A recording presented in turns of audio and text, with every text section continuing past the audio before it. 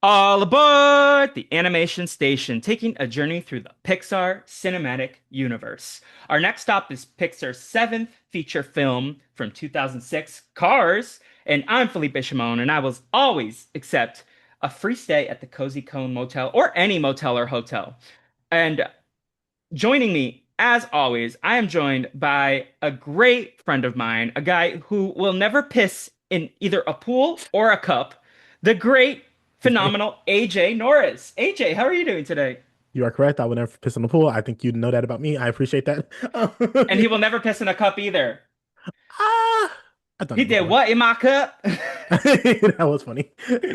Um, so yeah, we're talking about cars. AJ, I know this is a very, very important franchise for you. Well, how are you doing on this lovely Sunday, our very first Sunday recording of this project? I'm doing great, Felipe. I'm super excited to get to talk to you about the cars. I had fun watching this movie last night. Um it was everything I expected. It was exactly how I remember this movie. It was fun, good energy, some highs, some lows. I think this is I'm not saying the first time coming in without a fully formed opinion, comma, but I think I have room to change my opinion. I am very excited. I feel like we're entering a new chapter in our Pixar rewatch, and I've mentioned this a few times in the project, but like the first six, with the exception of Bugs Life, are very core and foundational to who I am. I would watch those movies regularly on loop. Cars, I've seen once or twice. Mm. Like I remember watching this on a Friday night. It might have been airing on the Disney Channel, or my dad and I rented it out of the library or something. But like I watched this once on a Friday night. I have core vivid memories of that. Like when Mac's falling asleep, my dad's falling asleep. Um, but I've seen Cars 2 a handful of times, a lot more because my younger cousin who's 11 years younger than me, he was obsessed with this. So when we were in Brazil, he would like be watching it on loop. This and the Backyardigans were his jam. And also, no disrespect to the Backyardigans, my brother loved the Backyardigans. They were great. Like imagine having that vivid of an imagination. Love the Vapid Great, great movie show. Great. Shout out to Janice Burgess, is that her name? The creator. Rest in peace, That's Queen. oh, she died. Yeah, Well, unfortunately. Yeah. Anyways, there's no easy way to transition for that, but Cars. Cars, definitely this was for me the first time in a long time I've seen this movie. I kind of remembered the beats of it, but I forgot like kind of the scenes, if that makes sense. mm, Like I know what happened, and I was curious to see what my takes would stand. Coming into the podcast, I greatly enjoy rewatching every single one of these Pixar films. I think we're gonna find out that like even a mid Pixar movie is still a great animated feature for hmm the most part. And there's so many things to like appreciate about this film. It just didn't hit the way that like some of the past ones have for us in this rewatch series. And I cannot wait to unpack it more throughout the podcast. But mm. um, first and foremost, I think it's time we celebrate because AJ has taken the bar. I had a birthday this week, and we are both freed from the things that were bogging us down these last couple months. So this is also a new chapter in the podcast for all of this. In terms of Cars, do you have any interesting origin stories? Because I know you said this movie was very core to who you are growing up. It was in your Mount Rushmore in our preview podcast. I think it is one of the biggest franchises of Pixar, even if for me, hmm like I think this is a more important franchise to Pixar merchandise wise than Incredibles or Monsters Inc. I think Toy Story might 100%. be the only thing that beats it. But I want to hear your takes. Like, what is your Cars origin story? I'm be above 50 with you. I think this surpass Toy Story when it comes to like the amount of toys and stuff. Because I remember vividly like all of the cars merchandise. Like you had so many different brands of cars. Like you had cars that were not even in the movie being branded with the car stuff to sell to kids.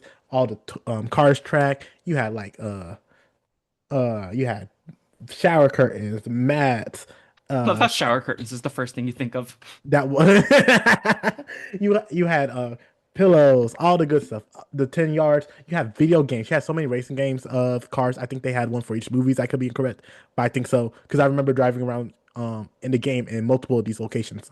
So I think it was like such a big money maker, and I think it was easily sellable to kids. And I stand by the fact that I think this would be a Disney Mount Rushmore movie because of the Like if you base it solely on the financial gain you could have got from all the extra stuff outside the movie. Like I don't think this is the best movie. Like spoiler alert, this is not about to be number one. This is not about to be number two, right? But I think this was like such a fun film that like I remember watching like hundreds of times. Like when you said you only watched it once but watched Cars 2 multiple times, I was like, that is an active choice. I said it was my cousin that was watching it. I was letting the 3-year-old decide. I'm sorry. I'm just a loyal and good cousin, supportive, and I'm like, listen, we're not gonna yuck your yum. But I think this was a fun watch. I think watching it this time I have more critiques than I thought I had going into the movie, but like it still doesn't discount the fact that like I had a good time watching it. I do think it's a very flawed film in some aspects. I think like it's also not the funniest film, but Mater and Guido are like comedic elements. I think this movie Mm. has a lot of heart, which I appreciate, and it definitely has like a message it wants to share, which maybe like was it Finding Nemo the first one where we really like started discussing like the messaging of Pixar films, where it's like father I believe. son and then Yeah. Incredibles, and like I think Pixar's really getting into this groove of like finding the themes, and not that the other ones previous didn't have themes, but this one Mm. definitely like I really, especially as I turned 29, approached 30, really appreciated like the message of like slowing things down and just an Hmm. appreciation for like community and small town and just the glitz and glamour is a nice dream, but there's more to life than just Hmm. like success and career and I don't know. I there were stuff that I really appreciate. I think this movie is gorgeous. I think the animation of the cars and also the locations are Hmm. incredible. But I don't think it's gonna crack my top three. Um, so we'll definitely discuss throughout the podcast today Yeah. where it stands. I also recognize why it's so popular amongst kids, especially like little boys, not to like gender a film, but like I think anyone of any gender can enjoy this film, but I definitely recognize like with merchandise, like Hmm. Hot Wheels and Tonka trucks and Hmm. like cars are something that little boys play with when they're little kids and they're like doing racing games. And like I had a number of racing games like Lego Racer, shout out to that one. Mario Hmm. Kart is a popular one. And I understand why this like merchandise, you can like the cars are not just like cars in the film, but you can like make them as race cars, and then also Lightning McQueen. I Hmm. think I've seen Lightning McQueen slippers, which is crazy. Yes. But I definitely have a I respect think for I've owned his Lightning McQueen slippers. skill. No, when I was a kid. Oh, okay. But like for me, I mean, you can't beat Woody and Buzz. Like I have taste, and I respect Are you saying everyone I who don't have likes. taste? If you think the Cars merchandise is cooler than the but I almost said the Bugs Life merchandise. I was gonna like go take a lap if I said that out loud. But the Woody and Buzz merchandise, like for me, I mean, maybe it's just the age thing. Also, it's like maybe this speaks to like kids who are just a little younger than we were because Cars came out in 2006. That's gonna be like 11 years after Toy Story. Hmm. I would have been 9 years old. So yeah, 20 years of Cars. Also, this podcast is the closest so far to release date because we're releasing this in 2 days after record, and then we're gonna Hmm. get back into a head of schedule programming. But um, there are very substantial rumors of a Cars re-release in September in theaters. If you look online, it is in Why? Japan. It looks like AMC is gonna have it, but it's not officially. But I think there's gonna be a Cars 20-year anniversary re-release and I will be going even though I just watched the movie. um, I want more re-releases of Pixar movies in theaters, so that is why I'm going. Because Disney does not do many re-releases except for Star Wars, and I feel like Disney should get into theatrical re-releasing because A, they can do a lot, they can make a lot of money, mhm. and B, I was gonna say something naughty. I am Okay. a big fan of watching old movies in theaters, especially AMC. I love AMC. I'm so terrified to see where that joke is going, but you do not have to say it. I mean, I can text you, Okay. but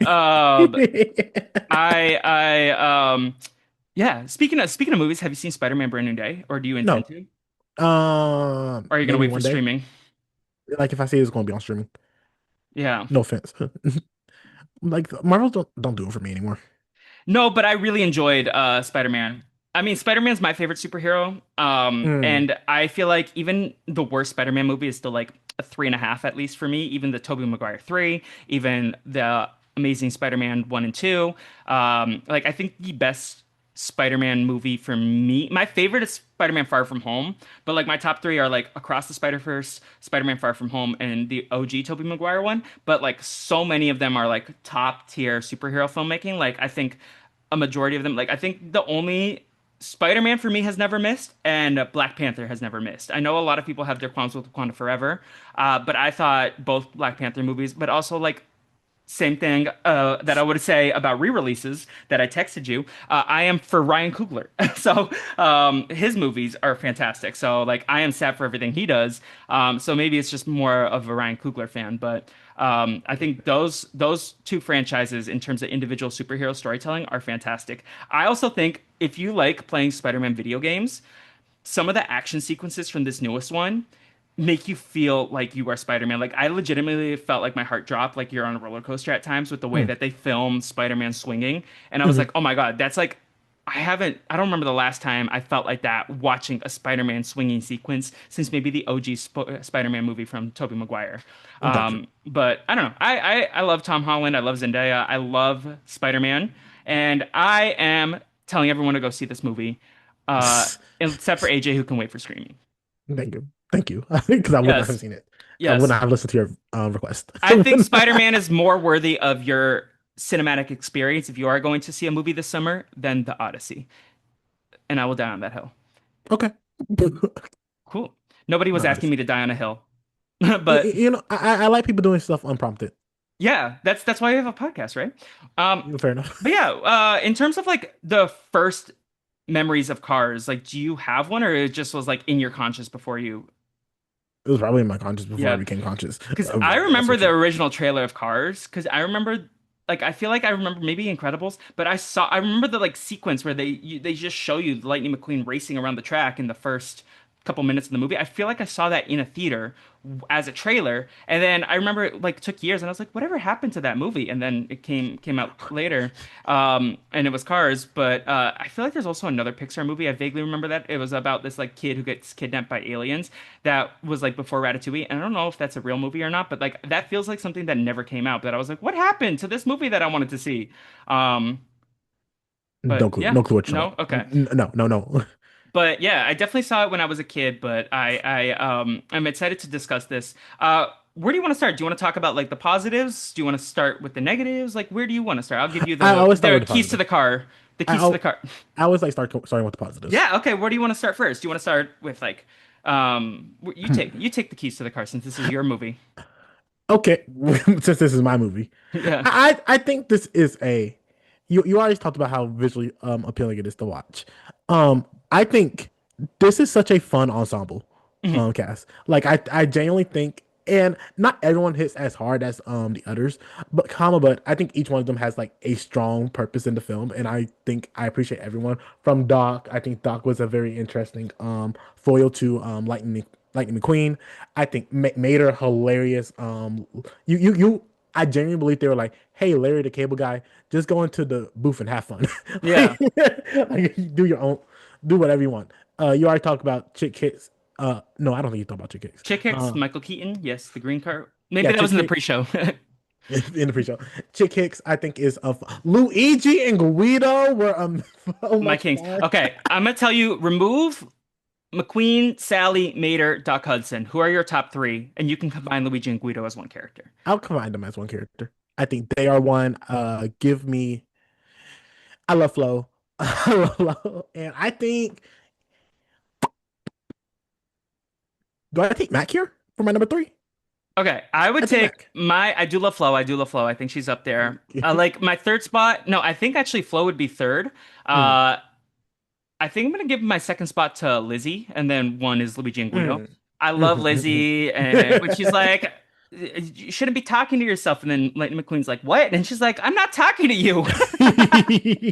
I also do love Ramon. I love Flo and Ramon as a couple. Like Most they're cool. adorable. I mean, I like the hippie dude. I forget his name. Red. Oh, I love Red. He's so Red is sweet. good. But like in terms of the Radiator Springs like crowd, those are my top three. I think Flo, Lizzie, and of course Luigi and Guido. Like I cannot wait to talk about Guido. What a king! Like I will take no disrespect to that gentle car. And I love their love of Ferraris.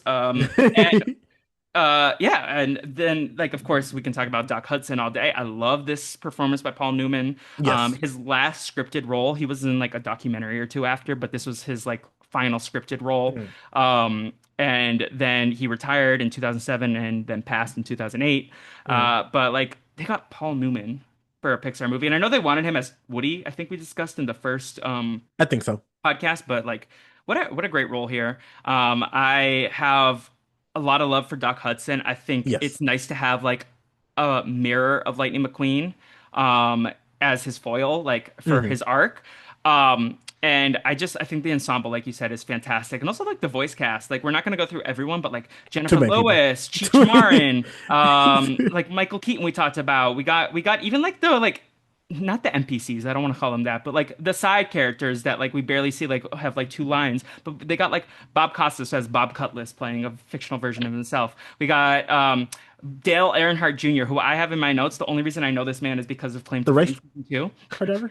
Yeah, but his niece or his daughter was in Claim to Fame season two, and that's how I first learned Oh, about this man. And then he's number eight in this one. They got like Mario and Beneni. I don't know. I don't race like that. Do you watch a lot of racing? Like, are you a Grand Prix, a NASCAR, like a Formula One guy? not really. I had the Jeff Gordon poster growing up. There was like some black guy that was like like being big real recently, not too long ago that I heard about, but like not Yeah. that big of a racer Is guy. he like the main star of like Drive to Survive or something? Drive to Survive. What is That's like a Drive to Survive? Netflix docu-series, maybe.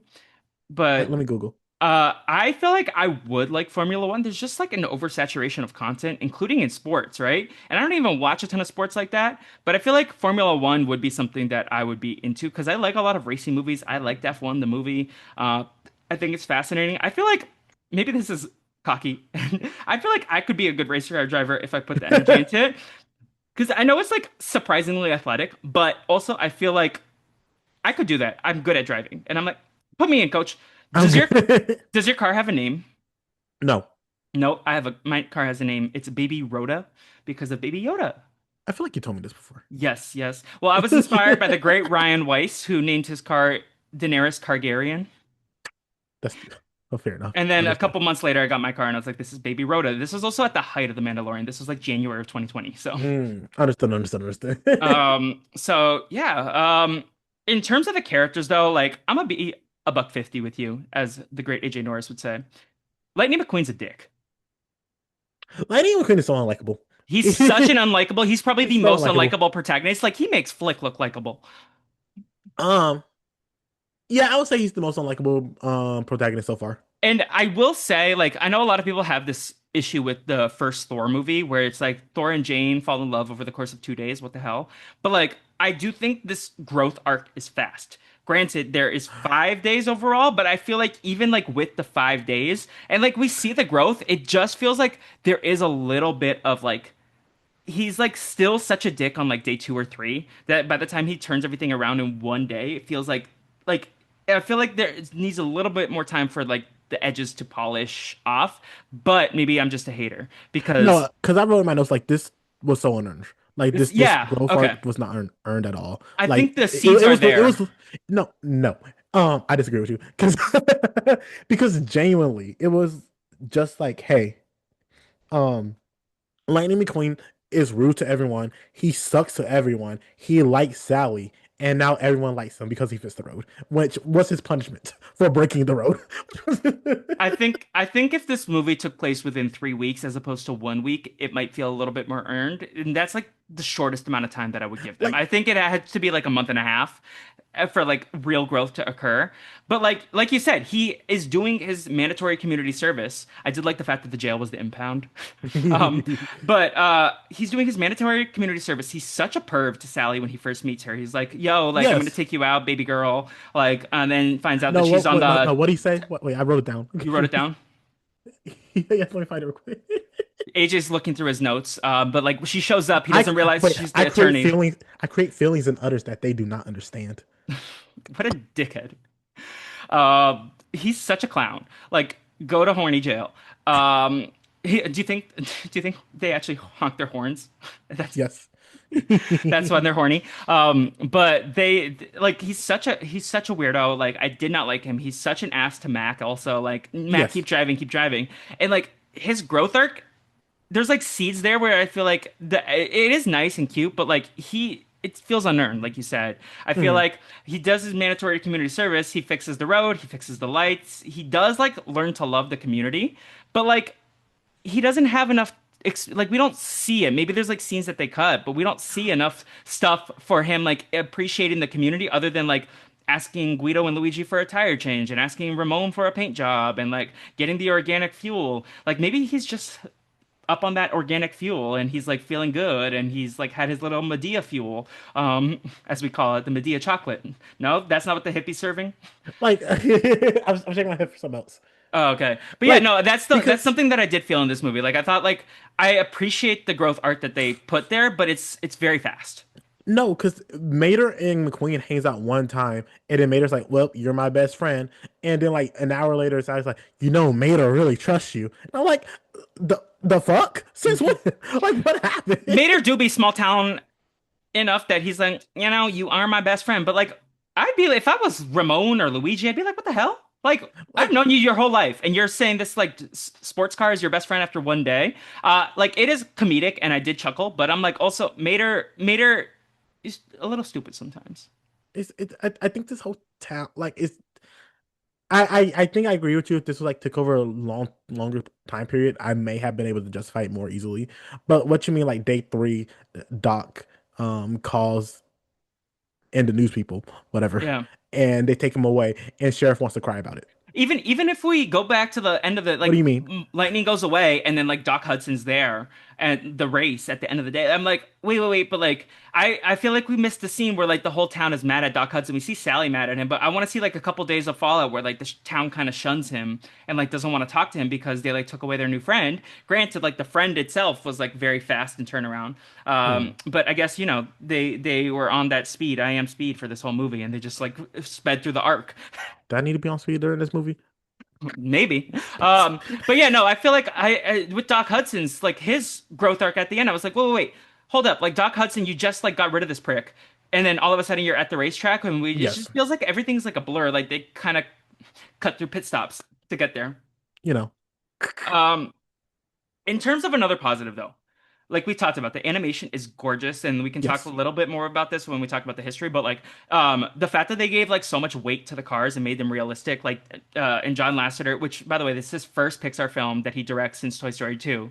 Woo. So I think this is like in four movies, his first one. But like, he was very adamant. I don't want these to look like rubber toys. They need to. These are like 3 to 4,000 ton cars, vehicles like made of metal, made of glass on the windows. Like I want this to look accurate to real Mm. designs of cars. And they like went to Detroit to multiple factories to look at how cars are designed. They like tried to get paint shop, like paint accuracy, like where the different colors and like I think the animation is gorgeous, especially like when they're racing. You can see like the slickness on the track. They also developed this thing where like they ground locked the cars, so like when they're on the road, they're like actually looking like a real vehicle as opposed to looking like they're going on road. I feel like it's different than other Pixar movies based on my research, just like to make sure that the ground stays Hmm. consistent while the cars are going over. The wheels look sick.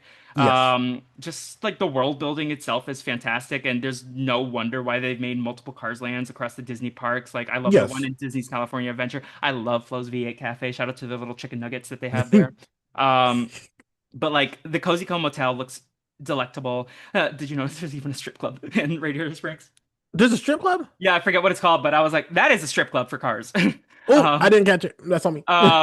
but yeah, I thought, and then also like when you go to like the vistas of like the mountains and the canyons and just like Hmm. everything, it just like looks incredible. And so I think this is like the most gorgeous of the films yet, and like it makes sense because they're building more Yeah. technical ability. They are like learning different models over the years, and like even small details like the clouds are designed to look like cars and tires and stuff. Like Oh, that's incredible. Like if you look closer, like they want it to be like if because sometimes when we're looking at the clouds, according to one of forget her name, but one of the designers of the film, she was like, yeah, you know how like humans look and they're like, oh, that's a bunny, that's a human on the cloud. Yes. This is like, oh, that's a tire, that's a car, which is super cool. Interesting. And like, I mean, this makes me want to go on a road trip so badly.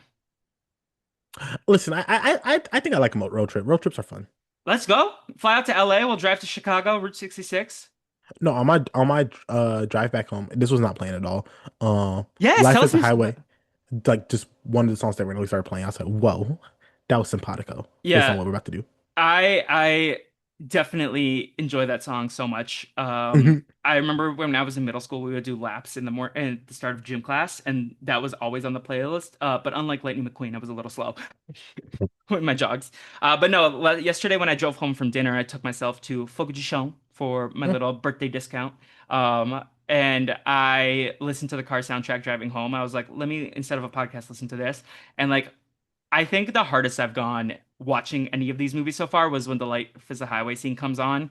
And like, you want it to keep going, but like also like I would watch a music video of different like cityscapes to Life is a Highway, I can see watching a that. car. I'm like, yeah, like it's gonna be a top tier song, even though and also just listening to the lyric last night, I was kind of like, this kind of hits right now. Like, it's like life is a highway. I have to pull up the lyrics to like discuss, but I felt like resonant with like this new chapter of my life. I felt Hmm. like it hit, and then also Find Yourself really hit, with the Mm. lyrics of that one. But anything else you want to say about the animation and the looks of that? I don't know if you're going to talk about this in the history section, but Joe Rant. Oh yes, this was dedicated to Joe Ranft, who unfortunately did pass in an automobile crash before, like maybe a year before the movie comes out. And it's a really sad story, but like he was the co-director of this film, and this Hmm. is one of two films dedicated to him. In addition to this one, Corpse Bride, which I have actually never seen. Have you ever seen that one? No, I haven't. No? Okay, well we'll get that. It's season 17. Um, We just keep adding seasons. yeah, well I think that's part of the fun now. It's like, oh, do you ever listen to the Las Culturistas podcast? No. With Matt Rogers and Bowen Yang. They have like Oh rule of no. culture. Oh no. Okay, let's unpack that a little bit first. That's our podcast Okay, conversation. real. I transparently have not listened in a number of months. I feel like I liked their podcast more when they were just like culture catch-ups as they call it versus their Mm, guest focus, and everything is now just promotional stuff for whatever song, album, movie, TV shows mm, coming out, and it's just like glazing the guests, which is like cool. I get it, but it's part of the sure. press circuit, and I'm like, no, I want to hear you two yap. But they every time they like sometimes they'll be like, oh, rule of culture number 63, and then they'll repeat themselves, and I'm like, okay, yeah, that's our little bit. We're just gonna keep adding random seasons. So we have to keep the listeners on their feet. Fair enough. Um, but yeah, so Corpse Bride and Cars were both dedicated to him, and in the past he's voiced a lot of like the tertiary characters like Lenny in Toy Story, Heimlich in Bug's Life.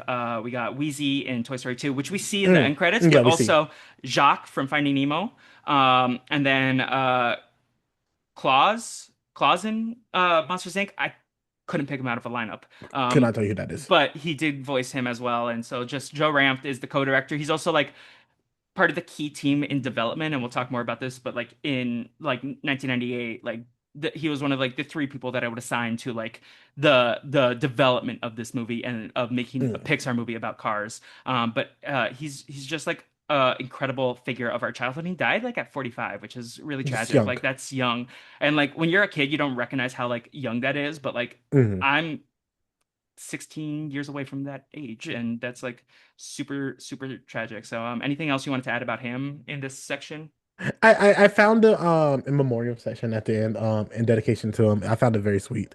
I especially I they play Find Yourself after that, which I thought was like a very nice fitting song that Hmm. I agree with you does resonate. I think that was like I think it was a disservice if I'm being honest with you putting the song so late into the film like at the very end when like a lot of people stop Yeah. watching at this point Yeah. because Well, it's a credit song, just like Beyond the Sea for Finding Nemo, like your favorite time of your life from Bug's Life. like But again spoiler for at the end of the podcast I think this is the number one end credit song so far mhm. if I No, had ranked the end credit songs. I would have to think about that for a bit. But I am not opposed to that. Um, yeah, no, that's definitely I need to noodle on that a little bit Fair enough. because that You have more time to think yeah. about that. Um, I wanted to bring up also Yes. there is a very noticeable gender imbalance in this film. I think Sally, Flo, and Lizzie and Mia and Tia are the oh no, the journalist too. But like, does this movie pass the Bechdel test? Probably not, but I also don't think this movie was made for girls. Valid. Okay, that's valid. Um, okay.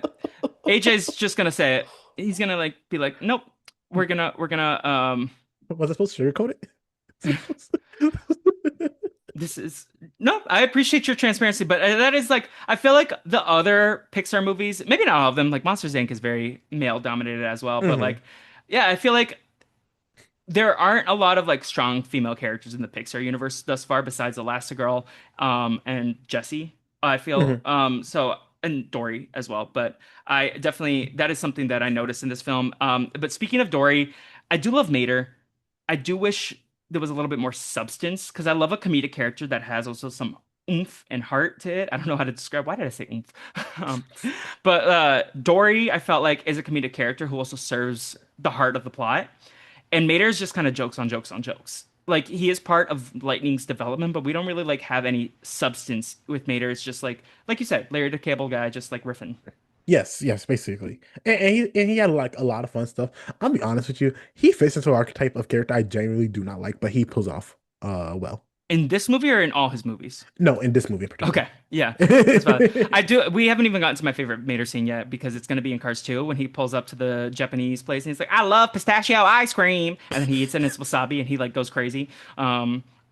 Listen, well, I cannot wait to rewatch Cars 2 because I feel like we're gonna have a great discussion about that film. I'm intrigued by it. And then the like last thing I want to like talk about really is like the themes, and we discussed a little bit about it, but like the quaintness of Radiator Springs, small Hmm. town vibes, the emphasis on community and Hmm. friendship versus like, and listen, I'm in the thick of LA. I know what it's like to be in like glitzer and glamour and have those dreams and aspirations and like that you want to be part of the entertainment industry and like it's sports, but like we see in his dreams he wants to have like a Malibu mansion that Tony Hmm. Stark has or like a movie deal like the chick magnet in Chick Hicks Yes. so like he has an agent, he wants to get out of his Rusty's branding like and like LA is very hustle and bustle and it's a grind and like it can chew you up and spit you out at times and like the emphasis on it can also be a very for such a busy city like I can speak to this firsthand. Sometimes it's a very isolating city. Like Hmm. especially like I've heard a lot of writers talk about it, like Rachel Sennett. Like you live so far away from your friends that sometimes it's just easy to like put yourself in a hole and write and write and write Hmm. and write, and you get lonely and it's isolating. It's not like New York where you can just take a $1.50 train ride uptown and see your friends. Like you have to drive everywhere. You're spending a lot of time in your car, which theme of the movie. But yeah, I just feel like I like the duality and kind of like the focus on exploration. And I'm sure like these folks in the industry who make this movie felt some of that, like the road trip that inspired this film. Hmm. Like there is something beautiful about like the small town community and that's something that I appreciate about myself is like I've maintained my long distance community and my friends who knew me before I moved to this town because this town I do have a great community out here but it's very vibrant and bustling and there's a lot of like Chick Hicks is kind of like um there's a lot of emphasis in his like sliminess. There's a lot Hmm. of slimy people out here who are just like selfish and in it themselves and I kind of appreciated this look and like there are definitely times that I feel like whenever I go back to Boston, I feel like oh my God, this like smaller city is just so homey in a way. Like Hmm. I've heard my friend Mark, who's from my hometown, who's a lot older than me, but we're from the same hometown, and he would often describe like Boston's the kind of city where it's like people on the East Coast, they'll see you broken down on the highway and they'll heckle you as they help you fix your tire. But LA, everyone's just gonna drive by and look and then try to find out what happened later on TikTok, Yes. And I think it's very interesting. I think because I think we are in a loneliness epidemic at the moment, where especially with the males. and there's people, and it's like there's like a lot of different factors that play into that. You consider you can consider technology, the growth of it, where it's like you do not actually need to interact with a lot of people. There's been such a desire to have remote jobs, so that way you don't have to interact with other folks, which leads to the death of building communities, building that stuff. There's also like a growing lack of trust in your neighbors, and like there are I so many mean, people. Yeah, we'll go. well, growing up, like you'd see so many like different shows, like talk about the Mhm, apartment neighbors, and like they would be mhm, friends and like have community and be like, "Oh, I'm bringing casserole over for your neighbors." I know a handful of my neighbors in my building, and like I'm mhm. part of the problem. I'm not saying I'm not, but like there is Yeah. just like I think technology, the pandemic, there's like a lot of factors that contributed to why people feel so isolated. Hmm. But I think this movie reflects it, and like I have definitely had those feelings where like I feel suffocated by the city, by the Hmm. big conglomerate corporation, like all this stuff that I've had those feelings that Sally had where she just like wants to drive until she breaks down.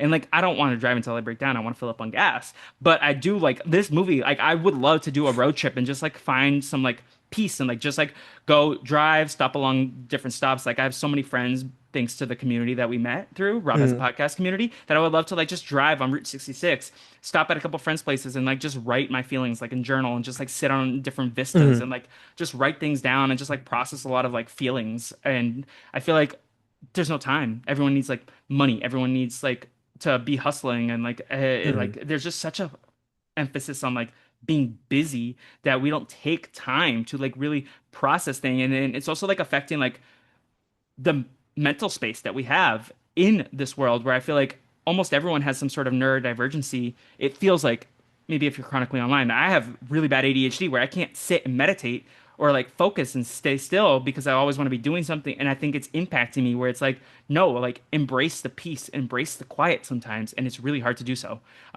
But I interrupted you. What were you saying? What I was gonna continue saying was that like there's a also been a growth of I don't want to say selfishness, but yeah, definitely selfishness. Like I think you like there's a lot more people that like to tell the story of like I did this by myself. Like no one was rooting for me as Y and Z. They like people like to view themselves as an underdog, and the idea of like having like I won't say enemies, but like viewing life as a zero sum game. Like in order for me to succeed, other people has to fail, and I think you see that a lot in this movie, particularly with Lightning McQueen, where it's like, um, I don't need anyone else. I can do this by myself, X, Y, and Z. When it's like, no, I think this movie shows like you genuinely can't do so much by yourself. Like you need to have other people to help you out, community. Like even if it's just like, hey, I'm not feeling great, X, Y, and Z.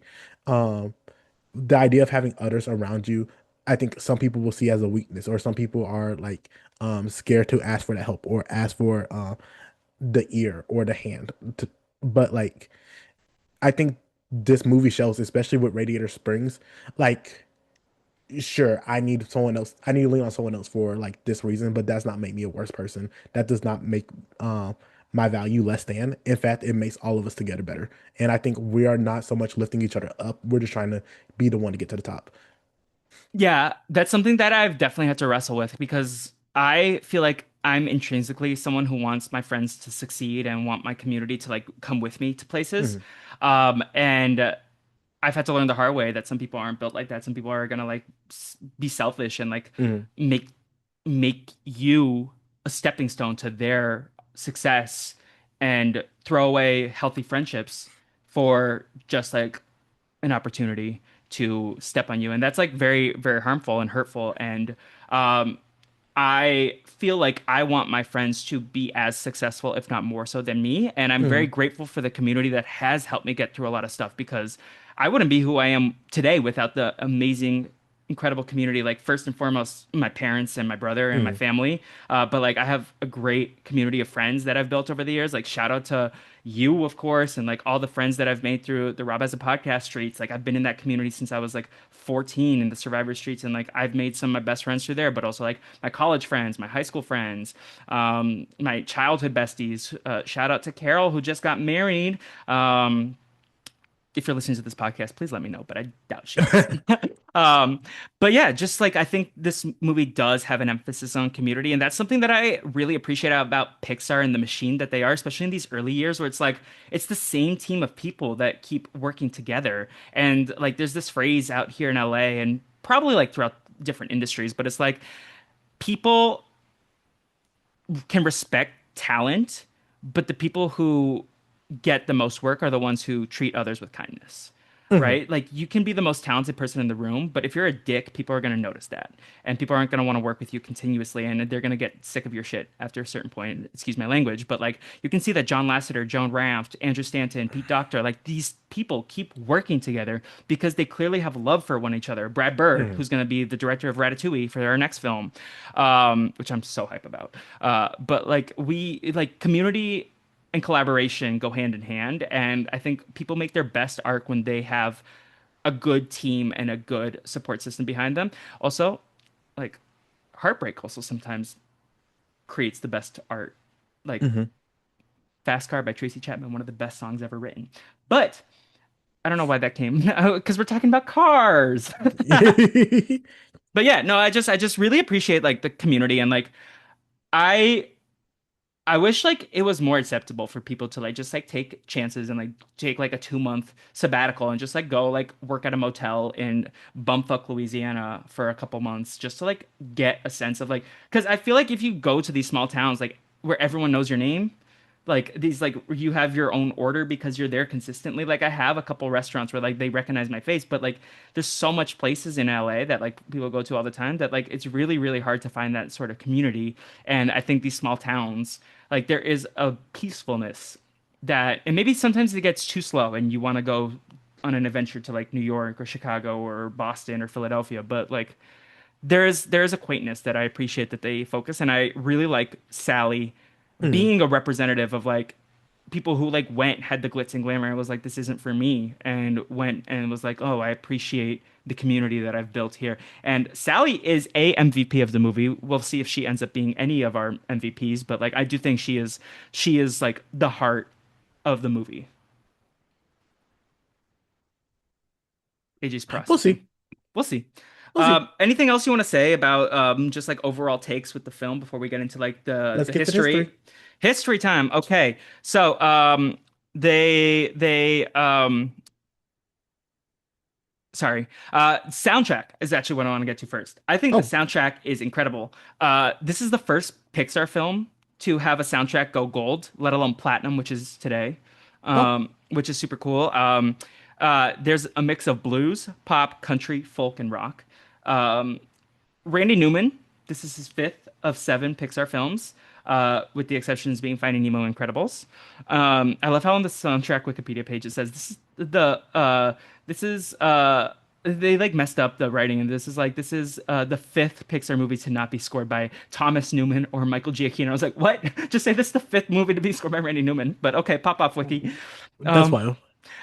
This soundtrack was the winner of the Best Compilation Soundtrack Album at the 49th Grammys. Our Town won the Best Song for Movie, Television, or Visual Media.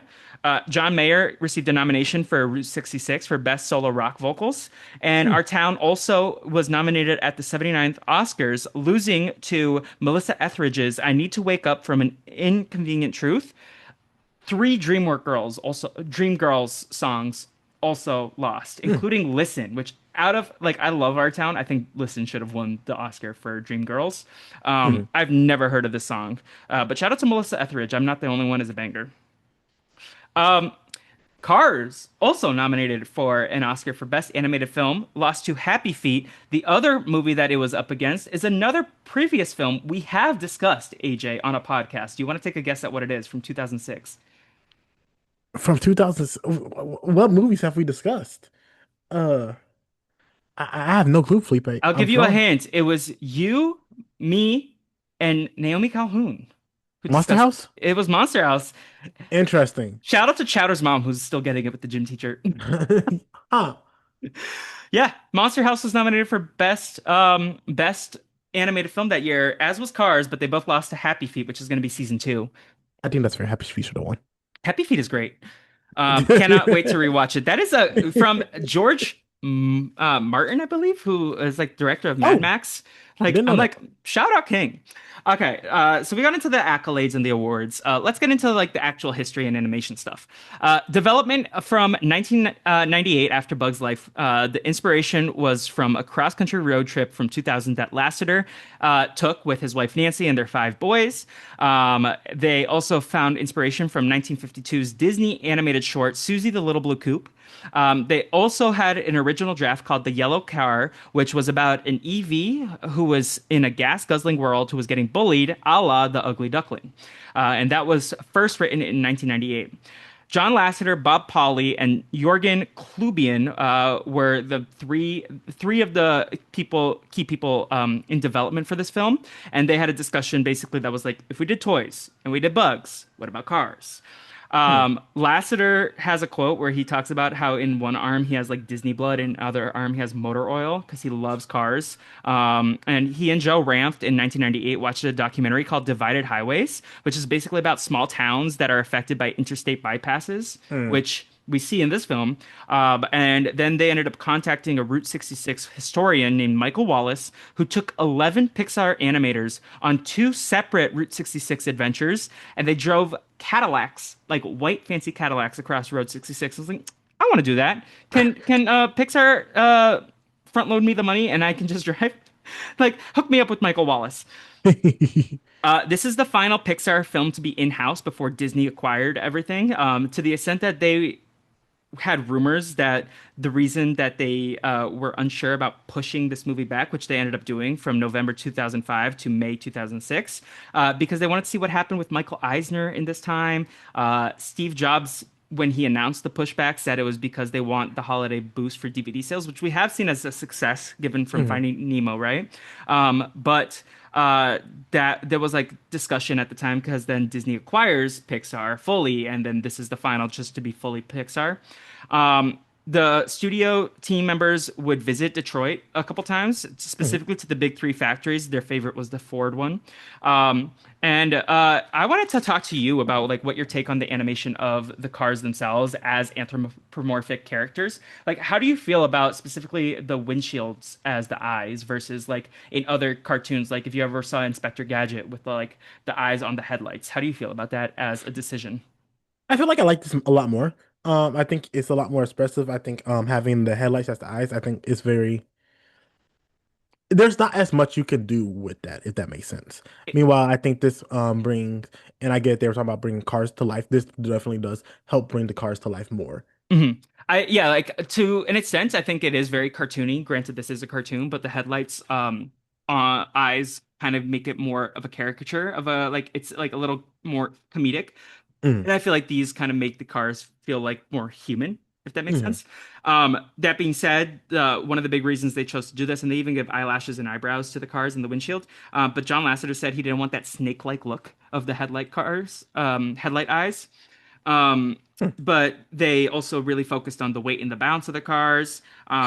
They tried to replicate the car paint and the gloss, and they did it in the computer the way that real cars get their painting the first coat and then they get the like the glossy look after, and they like Mm, created that in the computer, which is so cool. Like they also did something called ray tracing, which I thought was super interesting, which is an innovation to allow shadowing, occlusion, and irradiance in details like the light. So, if we think about the scene in Doc Hudson's where there's like a red tint and the red paper casts a red shadow on the light, that was like kind of an interesting way mhm. that they did that. I thought so. Like, I think the shadows in this movie are probably the best Pixar's done, and again, they just like get better and better, right?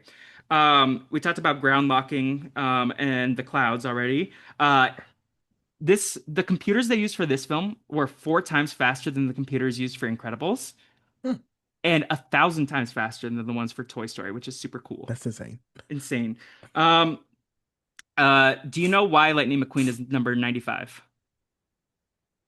No, You want to take a guess, or do you want me to just tell you? I will let for you to tell me. Pixar's first movie, Toy Story, was released in 1995. Ah, Originally, Lightning McQueen's number was supposed to be 57 as a reference to 1957, which is John Lasseter's birth year, but they changed mm, it to celebrate Toy Story. fair Uh, enough. in 2001, the working title for this film was Route 66, but then it was changed to Cars to avoid confusion from the 1960s television show Route 66. Do you know who Dan Fogelman is?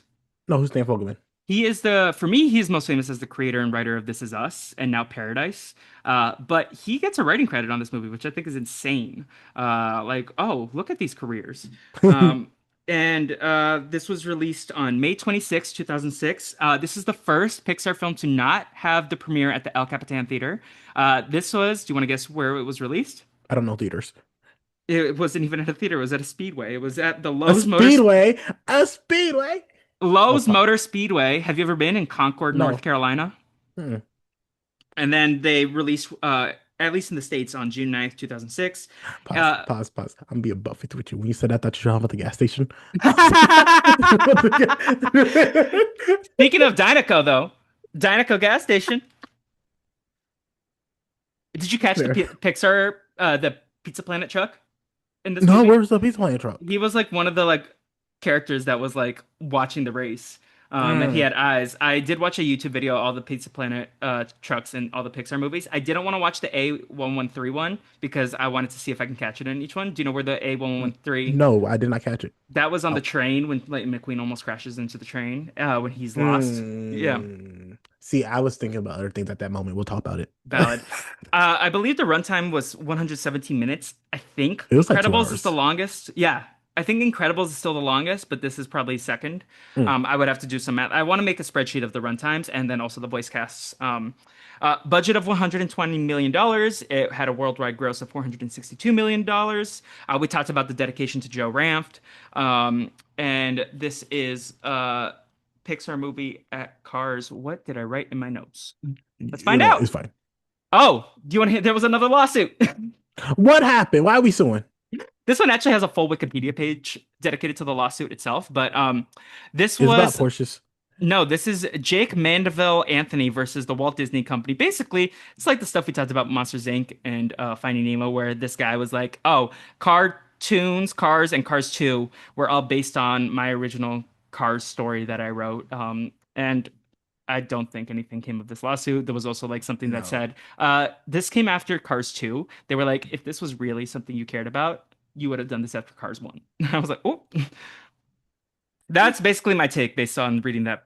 Also, there's like an incredible franchise. This has Mater's Star Tales, which I used to watch on the Disney Channel during the interstitials. Hmm. There's like multiple integration into the parks. We talked about the merch. Hmm. Radiator Springs is such a cool land in Disney's California Adventure, and the Oh, Radiator Springs Racers is one of the most popular rides. They even have Disney Toon Studios planes and Planes Fire Rescue, which I guess we're gonna watch in like season 19. I remember hearing about it and not wanting to watch it. Yeah, it looks weird because it's also different animation style, I guess, because of like it's Disney Toon versus See, Pixar. I was like, this is a Cars ripoff, and I ain't gonna fall into this propaganda. It's part of the Cars universe. Mm, AJ's not about that life. no. But yeah, Speed. I am Speed. That's everything I wrote. Like I didn't even like, talk about like the release stuff afterwards. Like I feel like that's all the key interesting stuff from the history, and I feel Interesting. like we should just get into the movie. Like I Let's feel get into like it, my guy. yeah, uh, Speed. I am Speed. Vroom vroom. Did you like how I sent it the email? It said vroom vroom zoom. I did see that. I did see that. I'm so stupid. I did see that, Felipe. But yeah, so we get the Lightning McQueen intro. We got our first musical number of the movie. Is this a musical? No. No, it's not a musical. It's not Well, yeah, because it's right. all like diegetic or non-diegetic music. But yeah, so Real Gone by Sheryl Crow. I love Sheryl Crow. What's your stance on her? I don't know who that lady is. I want to soak up the sun. My introduction to Sheryl Crow was when my brother was a little baby, and we had this Sesame Street movie called Sesame Street A to Z with Stephen Colbert, who played Z, I think. But Sheryl Crow sings the I song. Nora Jones sings the Y song. They had all these different musicians in the movie, and Sheryl Crow sings "I Want to Soak Up the Sun" for the Sesame Street characters. And she has that. That's a great song. Also, oh, I forgot you haven't watched Big Brother 3 because you're a hater. She is a reward in Big A Brother hater. 3. You hate Danielle Reyes, and I stand on that. I don't know why you lie like that. You've never Why? seen Big Brother 3, and you need to. I've never seen it, but that don't mean I hate Daniel Reyes. Nope, that's why you don't watch Big Brother 3. It's because you hate Danielle Reyes and you hate Jason Guy. I don't know who the second person is. I know who the second person is. I know who Jason Guy is. I never see him though. No, you need to watch Big Brother 3. You need to rectify that. But Sheryl Crow was a reward. There's like a 90-minute episode that they had, and they like run around the house looking for CDs, and they get a Sheryl Crow concert. See, back in the day, Big Brother was giving concerts to the house guests. In 2026, Survivor's giving concerts to the castaways. We're fine. Um, Cars logo, and we get to the intro to the racing world. It's the Dynaco 400 Piston Cup. He did Yes. what in my cup?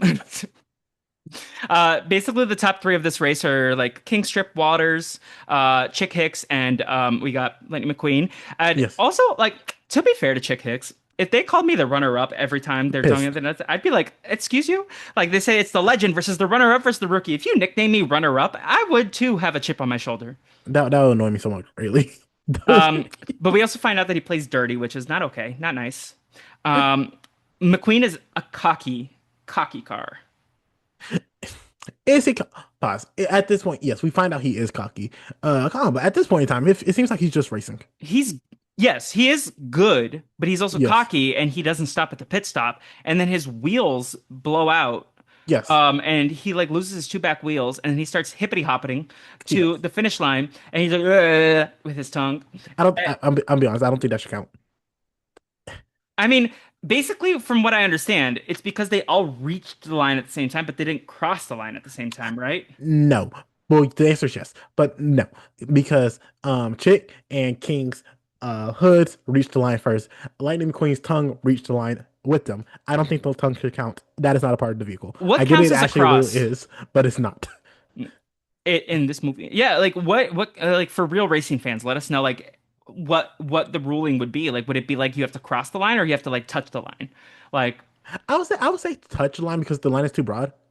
it should be whoever rips the ribbon. There should be a ribbon, but it's the same track, so It's they don't have a it's the ribbon. same track. And let me tell you During the something. last lap, they get one of those guys, they just runs across, tags a ribbon there. Listen, if you're bold enough to run into the racing circle with a bunch of speeding cars, be my guest. It's gonna take so long for them to do a whole lap. You have time to just dilly-dally across the street. You're acting like all the cars are staying together the whole time. Why did the chicken cross the road? To get to the barn on the other side. Speaking of ham, Mac is introduced in the scene because he's like, Lightning McQueen is talking to Dynaco, and Dynaco's like, "You're stupid." um, Not Dynaco. What's his name? King. King. King is like, "You're stupid, son. You're good, but you're stupid." And he starts daydreaming. And then at this time, we also see that he's daydreaming about being in Dynaco Blue, all the Mhm. sponsorships, all the movies, all the Malibu houses. We also see Tia and Mia, the cars who flash their headlights at him. Which I was like, "You dirty girls." Um, but we also see that McQueen is like, "I'm a one-man show," and the pit crew quits. Yep. And then he says, he calls Chick Thunder, and he's like, because lightning comes after thunder, or Other way around. thunder comes after lightning. You know what I meant. But then Chick Hicks is gonna steal that, which I'm like, honestly, if you're gonna set me up and say that, like, I'm actually gonna be like using your like, if you give me a good idea, I'm gonna take it. Mm, Um, but yeah, so King tells Lightning he's stupid, and Lightning's daydreaming while he's not even paying attention to what the King is saying. mm. They find out it's a three-way tie, but that's after Lightning McQueen shows his whole ass and jumps out, and he's like, "I'm the winner!" I, I, we haven't done this for a while, but I think that was like my favorite quote of the movie when But Chick was like, "That must be really embarrassing, but I wouldn't worry about it because I didn't do it." yeah, but then he does do it at the end, or like he like shows his ass at the end when he's like they throw the tomatoes at him basically. I wouldn't worry Um, about it because I didn't do it. yeah, that yeah is that your favorite line of the movie? I think so. That was funny. Yeah. I'll give Chick Um, that. I think mine was he did what in his cup? California, final in 1 week, we decide. So they all have to be there in 1 week. And Mac is like, okay, Lightning, you gotta go talk to your Rusty's people. And Lightning's embarrassed. And this is where we meet Fred. I love Fred. uh, Fred didn't leave an impression on me. Do you not know who Fred is based on the name? Who is he supposed to be? Fred is the older car that's like with the wobbly teeth and like he's very rusty, he's brown, and he's like, you know my name. Oh, I thought you meant he was. I knew who Fred Yeah. was. I thought it was a reference to something. I'm also pretty confident the two guys that are doing this Rusty's thing are the Car Talk guys. Did you ever listen to Car Talk? No. It was like this radio show that my parents used to listen to on NPR, I think, Car Talk podcast. Car Talk, Click and Clack, the Tappet brothers, Tom and Ray Magliozzi, Cars movie. Yeah, they are. They are Rusty and Dusty Rusties. Mm, They're his sponsors. Yeah,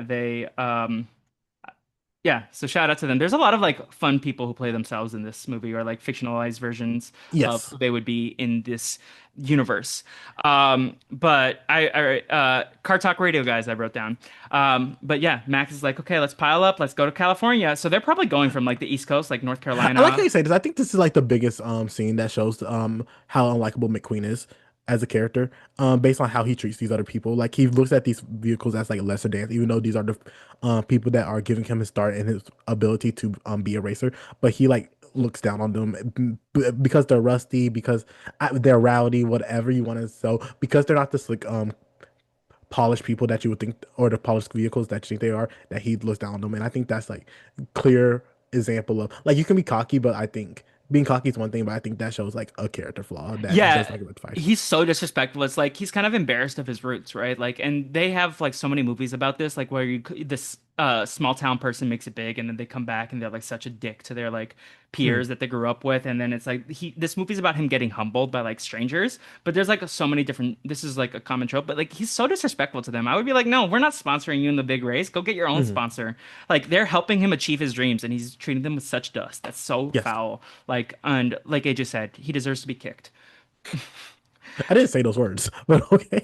I mean, also, what are we humans gonna do? We're gonna kick his tire? We're gonna stub our toe? We're not doing that. Like, um, in your notes, do you write lightning? Do you write McQueen? Or do you write the little? Do you draw a lightning symbol? All right, McQueen. I wrote lightning for the first couple times. I think I wrote it sporadically. Usually, I wrote McQueen, but in this one section, I did the lightning bolt. um, Mac drives to California, and what happens now, AJ? I went to, but okay, pause. I also want to say one random thing. Okay, rewind. What do you want to say? Those headlights are fake. They're stickers. Yeah, Like he does not have real headlights. He just put stickers on this car. and they're That's so always like, wild. turn your lights on throughout the movie. And then he's The like, yeah, time. that's why Sally calls them stickers. That's so wild Yeah. to like not have actual headlights. And I get he says later on like what, oh, the racetrack is always lit. Um, so I don't need to see it. But like Okay, but what if I you're don't know. driving in the middle of the night? What if your tow truck drops you because your bobblehead falls on the opening, the car door open, and you fall out of the truck and you're stuck in a train track in the middle of the night? Yeah. But to answer your question, Life is how we start playing. Boom, boom, ding, ding, ding. This is such a great song. Yes. I will say somebody should mash this song up with the Ice Cream Freeze from Hannah Montana. I don't know what that is. I'll send it to you. Maybe I'll do it myself. I Okay, remember a but number of years ago, I did a Jimmy Neutron Boy Genius podcast, and I said kids in America should be mashed up with give me we got the beat, and then I made it like the outro song. I cut them together. I probably still have it on this computer, but we that got the sounds like it goes beat, well. we We got got we're the kids in America, and then this what? one do the ice cream freeze with Life is a Highway. Do the ice cream freeze, strike a pose. Then we do the milkshake, shake it down low when the snow cone slide. I like that you said that, and I do not remember which song this was, but there was a song that was like, this sounds so much like The Climb. Well, it's always gonna be another mountain. I'm always gonna. We don't want to get taken off of YouTube, so I'll stop singing. But yeah, Life is a Highway. I lost my mind when I started when this scene came on. I forgot how hype, like the visual, I think also impacted it so well. Because did you ever go on the Rock and Roller Coaster in No. Hollywood Studios? Well, it's just like the visual of like the neon signs, the lights, the highway signs, like the like. I love those little like curly interstate freeways or highways. Like I don't know, just like like I love the aerials of this, and just like I lost my mind. It Like was fun. objectively, like this is probably the song I would listen to the most, like on the radio if it came on. I think that's fair. That being said, I do have complex feelings on Rascal Flats, and we don't love them in 2026, in my opinion. But this does go hard. I believe you. Yeah. How do you feel about Harv? the agent. He's just an agent. Like he's like a stereotypical agent, like not being Yeah, there, this not was really giving. caring. We're gonna get to this movie in a couple weeks, but like this was giving like Wally, like like he's just like the keypad. No, no. I disagree No, strongly. not the I character Wally. Like like I feel like the keypad like talking is like straight out of Wally. Like okay. Otto maybe. I don't know. You disagree strongly. Elaborate. We'll talk more about it when we get to Wally. Valid. Wally's Okay. such a pure movie. Pause. It's such a pure movie and Puberty. pure. Oh, pure movie. I It's was such a like pure movie, and Harv is anything but pure. valid. No, Harvey nasty. Um, makes sense though. McQueen kind of nasty at this time. Oh, also, Lightning McQueen. Forgot to mention, Lightning McQueen is named after Glenn McQueen, who was an animator in some of the past pictures that we talked about. I think Toy Mm. Story 2 was his last one before he passed away, so I think this is a Oh, reference to him that's sad. as well. Um, but Lightning McQueen is also such a slick name. I like the name. It's a good name. Yeah. It's a good race car name. I couldn't find any information on what Lightning McQueen was originally supposed to be called, but people might have had another name, like Johnson for Sully. McQueen's a good name. Yeah. But yeah, so Mac is getting sleepy, and Lightning McQueen's like, "No, Mac, you can make it to California." Blah blah blah blah blah. And then he's like, "I'll stay up with you." Smash cut. He's sleeping. Yes, and Dirty I'm gonna dog. be honest with you. I get it. These are not good cars. These were like the coolest looking cars. Oh yeah, no, the neon ones. Yes, I love them so much. I love the whole thing. They were assholes, but they also like looked super cool. They just look good. Like, listen, I pretty think the privilege is a thing. valid. I think honestly, I think the nicest looking cars. I think McQueen when he has his like Yes, retouch later, yes, it looks and real then good. Flo and Ramon. Like I get it. I have my issues. I have my issues with Ramon. You don't like the pinstripe. I don't like that he flashes people. Like Listen, me. What about me and Tia? Are you gonna hold them accountable? yes. Um. So, yeah, the bobblehead of Lightning McQueen falls on the door hatch, which is like crazy. That is crazy that they have the door hatch like Like that. it's a ridiculous way to get to what the plot of this movie. Yeah. It's ridiculous. But he falls out and he falls asleep in the middle of the road, and then all these cars start honking at him. Yes. And also like those vehicles are so mean. They're playing the snoozy song for Mac to fall asleep. Pause. I loved it though. Da, na, na, da, na, na, na. Yeah, It's so good. you're gonna listen to that to fall asleep. Honestly, I could have. Yeah. But yeah, the lightning ends up spinning around and he follows a truck. There's so many trucks on the highway at There's the so same many time. trucks. Dumps like a truck. Chuck. Nope. Speaking of flashing people. But yeah, do you remember when Will Schuster saying that in Glee? He needs to go to jail. I think these cars need to go to jail. What they did was extremely dangerous. Like, Exactly. Now Lightning McQueen's in the middle of the road, and then he follows this Peterbilt truck, which is voiced by Joe Ranft. And then he's like, "I'm just a Peterbilt truck. Leave me alone." Who's Mac? Mac? also, I think it was like very dumb of Lightning McQueen to just follow a random truck. Right? Like there was, like you said, there were so many trucks. He just chose one. Literally clown Plus, car. I love that energy. I like that's fun energy, but that Yeah. was so dumb. Clown car. We didn't see a single. Did we see a clown? No, Luigi and Guido were dressed up as clown cars when they did. No, they were dressed up as Italian Ferrari They were fans. Italians. But this is gonna be where Lightning follows the truck, and then he gets into a train accident almost, and the train starts honking, and we see the A113. And you had takes, you said. I would like to say I've been wrong my entire childhood. I was so confused at the train because I was like, "Yo, why are you speeding up? This the car is clearly not slowing down. You clearly see them. You should do your reasonable thing and slow down." However, watching it this time, I realized he was not speeding up. He was warning him like, "Yo, I cannot stop." That train was so worried. That Can't train stop, won't was stop. like that train was honking like, "Please stop! I cannot stop." Lightning McQueen just don't care about his own life or the life of others. Also, here's my thing. Does like Lightning not have a map? Does he not have like know No, how to this get to is California? 2006. They don't have GPS. Oh, there is a GPS joke at this time, right? There's GPS. Yeah. They don't have Apple Maps. Like here's my thing. Ride along the road, get to a gas station, and be like, "Yo, where's California? I Yeah. know I'm Lightning McQueen." Is this the first movie we've encountered that could not exist in 2026 using What like movie could exist in smartphones? 2026? Because like he would just have CarPlay and then he would like find Mac. Like, listen, I get it. CarPlay's hard in some parts of the country. Valid. I Um, agree. Yeah, I do not have CarPlay on Baby Rhoda, but I have an iPhone, so I will like have the Apple Maps to direct me Mhm. when needed. And, like sometimes like depending on where you are, it's hard to pull up Apple Maps. Hmm. There's some Yeah. places with bad signal. Valid, valid. But Lightning ends up speeding through, and the sheriff starts following him. And then Lightning's like, "Oh, sweet, a sheriff! I'll ask him for directions." And then he's like about to slow down, and the sheriff starts shooting at him. He was not shooting. What He was was he doing? not. It was backfire. It was Okay, are you sure? yes. Because I was about to write in my notes. Like Felipe at first I thought it was shooting, but then I saw the exhaust. I was like, oh, it's just backfire. Yeah. It's just because I thought it was wild too that he would shoot at a car just speeding, but then I was like, no, he's just an old car. I He's just mean, an old. there are some cops that might do that. Not this one. This sheriff was nice. It was a nice show. Yeah. I just like the Uh, bugs. the bugs? Yeah, Which bugs? there's bugs in movies, and they're just like little cars with Yeah, wings. yeah, at the end with Minnie and Van. And I was like, is that supposed to be Dot?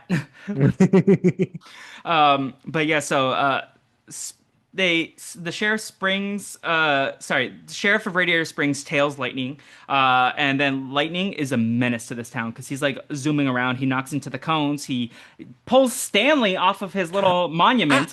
I like defend Lightning McQueen for like genuinely I only mean, 12 seconds and this only is 12 seconds and alone. is your If fee you think also $32,000?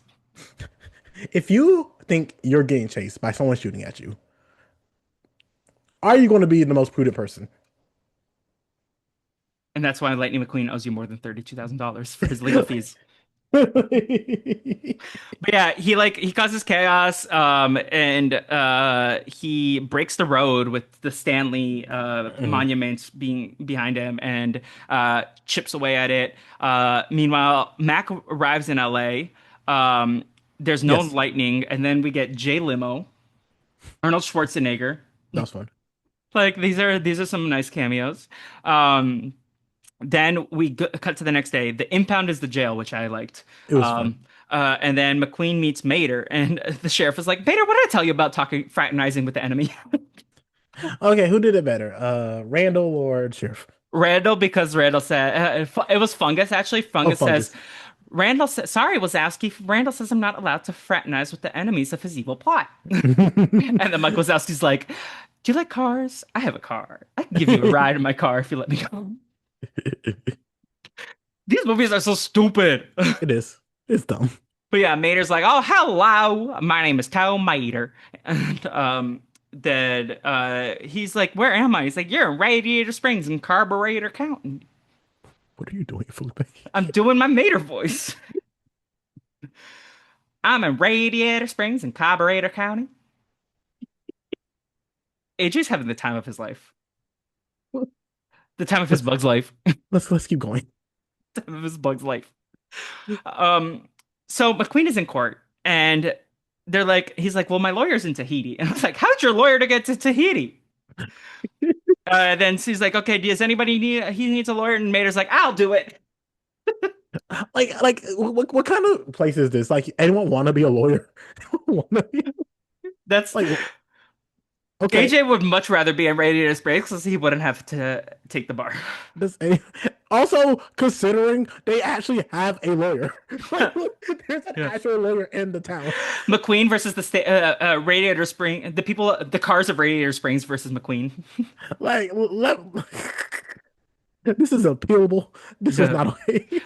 But also, like, Doc Hudson is a doctor, but then also, like, the judge. Like, he has a law degree and a doctor degree and Listen, used to be a race car. like, do you have to have a law degree to be a judge? I mean, you're the legal expert. No, I'm not. No, I'm not. You're Mater. I hope that you would at least charge people more than $32,000. If Fair they're enough, if fair. they're assholes like Lightning McQueen. You also know that Lightning McQueen has so much money, so it's like Does he? He's a rookie. he's a rookie, but he's also going to the finals.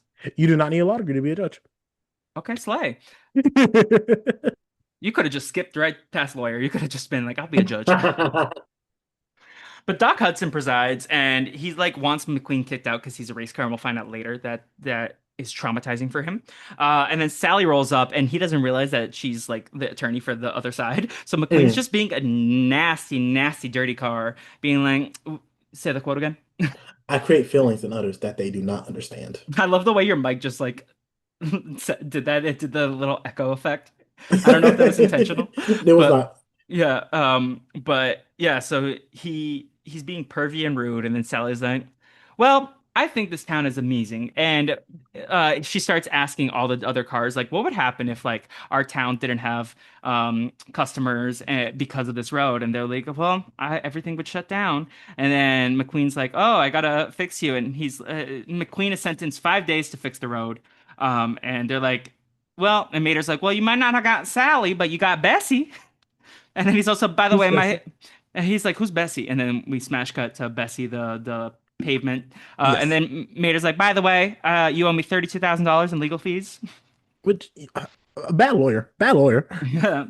Um, then Doc Hudson says, well, because he's like, I gotta be in LA in 5 days. And he's like, well, you better quit yapping and start working. Um, and that's the title of my memoir. Um, and then take the boot off, and Lightning McQueen's like, "Ha, got him!" And vroom, and then Mater's like, "Maybe I should have attached him to Bessie before I removed the boot." And Doc Hudson just looks at him, and then we see that Lightning McQueen runs out of gas, and Sally and the sheriff are like, "You think we're that stupid? We siphoned your gas off last night," You know? and he's like, "Ah, stupid. Yeah. That's foul, but also understandable Is it? because it's foul, but also like understandable. Like I don't want people to siphon my gas off." yeah, but he's supposed to be restricted in his movements at the No, moment. I get it, but like He's like, listen. There's morally right, and then there's just right. okay. This is where we really get to know some of my faves. Guido, Luigi, Flo, Ramon. His lucky sticker gets muddy and he's upset. Mhm. We also meet Red the fire truck. Also Joe Ranft. I love Red the fire truck. Does Red talk? Red cries. Oh, But I think Red has a line probably. I disagree. If he gets credited, maybe in a deleted scene, but like Joe Ranft definitely did dialogue for Red. Maybe it's just sound effects. You know how D. Bradley Baker is like the sound of every animal in every cartoon ever? Maybe it's that kind of thing. Okay, Perry the Platypus. I believe you. Um, but yeah, so Luigi loves racers, and he's like, "Oh, you're a race car," and then McQueen's like, "Yeah, I'm NASCAR," and he's like, "No, I like Ferraris." Oh, That was pretentious. I think I'm kind of here for it because he's like, "You don't know what a Ferrari?" No, he's in the Piston Cup. I thought you said something else for a second. I was Oh, my bad. like, no, no, no. But yeah, then we meet Van and Minnie. I love this scene. I do love this scene.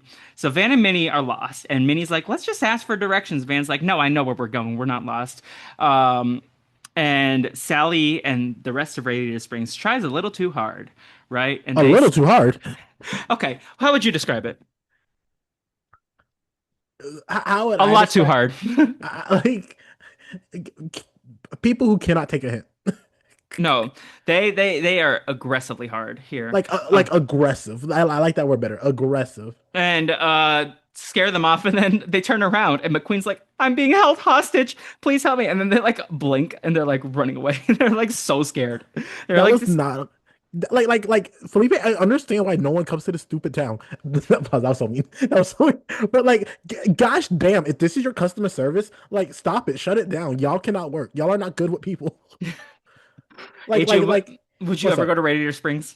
Not at this rate.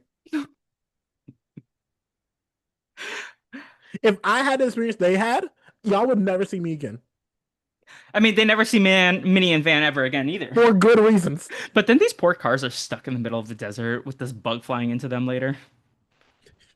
And we see the. Did you see the post credit scene Like the post credit scene. What post credit scene? No. with Van and Minnie, where they're like driving and they're like so run down, they're out of Yes, gas? yes, Yeah. yes, yes, yes, yes, yes. But yeah, so McQueen finds out that Chick Hicks has arrived first, and he has a nightmare about how Chick Hicks is the new Dynaco car, and he's in this movie called Chick Magnet. And then McQueen is like, I gotta get out of here. So he does the sloppy road job. And then they say it looks awful. And McQueen's like, it matches the rest of the town. That was wild. That was wild. He deserved to be kicked again at this moment. And then Doc is like, you know what? I'll challenge you to a race. If you want to get out of here, I'll race you. If you beat me, you go. If I beat you, you do this. And they race, and Lightning McQueen's like, I got this, I got this. I'm gonna float like a Cadillac, sting like a Beamer, which is a Muhammad Ali quote. And they, what? It's just giggling about what? You said it was a moment how we cloaked, which Well, was funny. sort of, basically. So Um, maybe not that is it not? worse. Is it not him? It is, but like not like Oh yeah, that. yeah, okay. I was like, if I'm misquoting, it's Like float like a butterfly, sting like a bee, but they reference it. Um, and then they have Luigi and start the race with his little flags, and he's so excited. Like I want to be that level of excitement about the most mundane things, because then I'd be having good optimism and serotonin. I feel like again bad social skills. Uh, like For because he's like, Luigi, yes, Luigi. okay, explain. He was like being aggressive with Lightning McQueen about being his pit stop, and Lightning McQueen's like, "Yo, this is just one lap. You're doing too much." And then like he wants to get all offended. I'm like, "No, bum, it's just one lap. You do not need a pit stop. You do not need a pit crew." Okay, valid, but don't disrespect Guido like that, because Guido is an angel. Like, listen, Guido took it fine. Luigi was the issue. That's what Mario says. Um, but Doc is like, oh, I guess I haven't started yet because Lightning McQueen zooms out. And then he's like, I guess I'll start going. Mater, I think you should come with me. And then they have to rescue McQueen because he fell into the cactuses. I Um, get this is important for later on in the film, but also this was like 100% a pride thing with Doc. Like, there's no reason he needed to do this. He could have just been like, nope, take this. You're starting over. yeah, Like, he did not need to do all this. exactly. Yeah. And then Doc gives some advice on the start of day two because he actually does a nice first portion of the road. We see that he's like actually working. Mhm, And then the Lightning practices the turn under the supervision of the sheriff because he ran out of asphalt in the middle of the night. mhm. Um, and Doc is like, okay, let me give you some advice. Before you get into advice, I got a question for you. Yes. How did you take this scene of Lightning McQueen practicing? Um, I I mean, he had nothing better to do if he ran out of asphalt. Mhm. But it's like he's trying to fix his ego. Like I don't know. How did you take it? I thought this took this as like an arrogant young person not like wanting to be shown up Yeah. and being like, nah, I'm prove this mother effer wrong. Like this, like I think a lot took this as a, oh, this is a learning moment, and I was like, no, this was not a learning moment for Lightning. I mean, you're not wrong. Yeah, I didn't really think much of the scene. I just was like, okay. Like, Like, here's the thing. This talking about unearned. This is the start of quote unquote Lightning McQueen's redemption arc, and there is no redeeming part of yeah. this. I mean, Like, the only thing that this pays relevance towards is because then Doc is like, turn right when you want to go left or whatever. And then we see that at the end, it comes into fruition with his final turn of the movie in the not metaphorically as his growth arc, but like in the actual race. mhm, And then and we'll see Doc do the nice glide that McQueen copies later. But mhm. yeah, I feel like yeah, no, this is like the start of his unearned growth arc. But it gets even worse. Lizzie, who in my notes I wrote as Black Car because I didn't know her name at first. Um, I mean, then there's Ramon. There's like they didn't say Lizzie's name until the end of the movie. I didn't even realize Lizzie was married to Stanley until the end. Um, but she says, if you keep talking to yourself, they'll think you're crazy. And then McQueen says something back there, and she's like, I wasn't talking to you. Yeah, you know. But Mater is going to keep him under supervision overnight. Red washes McQueen off. Sally says, you can stay at the Cozy Cone tonight free of charge, but I don't let dirty cars into my cone. And I was like, but you're still letting McQueen in there after he said that foul stuff to you? You know. And then he sees her tattoo on the back, and he's like, is that a sticker on your rear end? And that's basically like her tramp stamp. Yeah. And then she's like, oh, how dare you? Um, Luigi offers tires, and again, AJ in his notes probably said, "You're doing too much." Um, no, he's just being a bad businessman. This, Listen, they have had no customers in like 40 years. buy one tire, you get seven free. What is that a smart business decision? No, it's not. But hey, at least he's making a profit. It's not a good profit, but it's He didn't even accept the offer. true. It's crazy that these cars have been around for 40 years, but then Stanley's the only one who's passed on. Like, Honestly, I'm not saying this place should have been shut down. Like people should have been moved on. I think this place should have been shut down, but then people should have been moved on. okay. No offense. No offense, AJ saying to the cars. But also, like, technically, like, cars do outlive humans, right? I, I don't think cars have a long shelf life. If I'm being honest with you, Yeah, no, you're not wrong. But, like, I guess, I don't know. Yeah, I'm trying to think about these anthropomorphic cars and give them logic, but it's just a movie. it's just a movie. It's just a movie. Let Okay, me take this children's film seriously. God damn it. speaking of taking children's fans seriously, what is up with these 2006 movies with these cow tipping scenes? Because Margaret is going to come out 2 months later. I did look it up. And both of these movies have tractor tipping or cow tipping scenes. And I was like, what is going on in the water in 2005? Why are we making this a thing? And I have never cow tipped, but I've always wanted to because of Barnyard. I don't know. Cow tipping sounds scary to me. Valid. It's probably also mean to the cows. Probably it is. These tractors deserve so much nicer. Mater's being so mean to his siblings and cousins. Okay, with that being said, it's Mater, so he gets a pass. um, Frank is scary and he chases after them. And then Mater and McQueen start making their way back to the mainland of Radiator Springs instead of the fields. And he's like, "You're in love with Miss Sally." And then he's like, McQueen's like, "No, I'm not." And then he's like, "Look over here. Hi, Miss Sally." And then he's like, "Where?" And he's like, "Nah, haha. Sally and McQueen sitting in a tree. KIS. I don't remember the rest." Is basically what he does. And then KISS something something T. yeah. And then he starts driving backwards. He's like, "How do you do that?" And he's like, "I'm the best backwards driver in all of Carburetor County." And he does wahoo over the back of a thing. And he's like, "I got my rear view mirrors." Which also does not make sense, and I understand this comes back later on in the film, but it doesn't make sense because he never gets rid of vigors. Yeah, he never gets rear view mirrors, but then he drives backwards. But also, it's like only for a couple seconds. But yeah, we see this. I do appreciate the consistency that like these random moments in the movie do pay off at the end.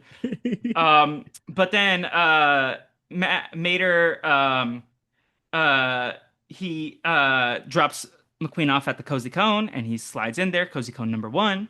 And McQueen's like, "You're my best friend," to McQueen, and he's like, "I would love to drive in a helicopter when you win," because he talks about his Piston Cup dreams. He's like, "What do you care about this Piston Cup?" And he's like, "Well, I'm a rookie, and it's been my dream since I was a little car, and I want to get all these brand deals and stuff." And Mater's like, "I want to drive in the helicopter." And he's like, "Okay, you will." And then Sally's like, "Don't break Mater's heart. He trusts you." And Sally is trying to speak some, and then again, this is like his fast redemption arc.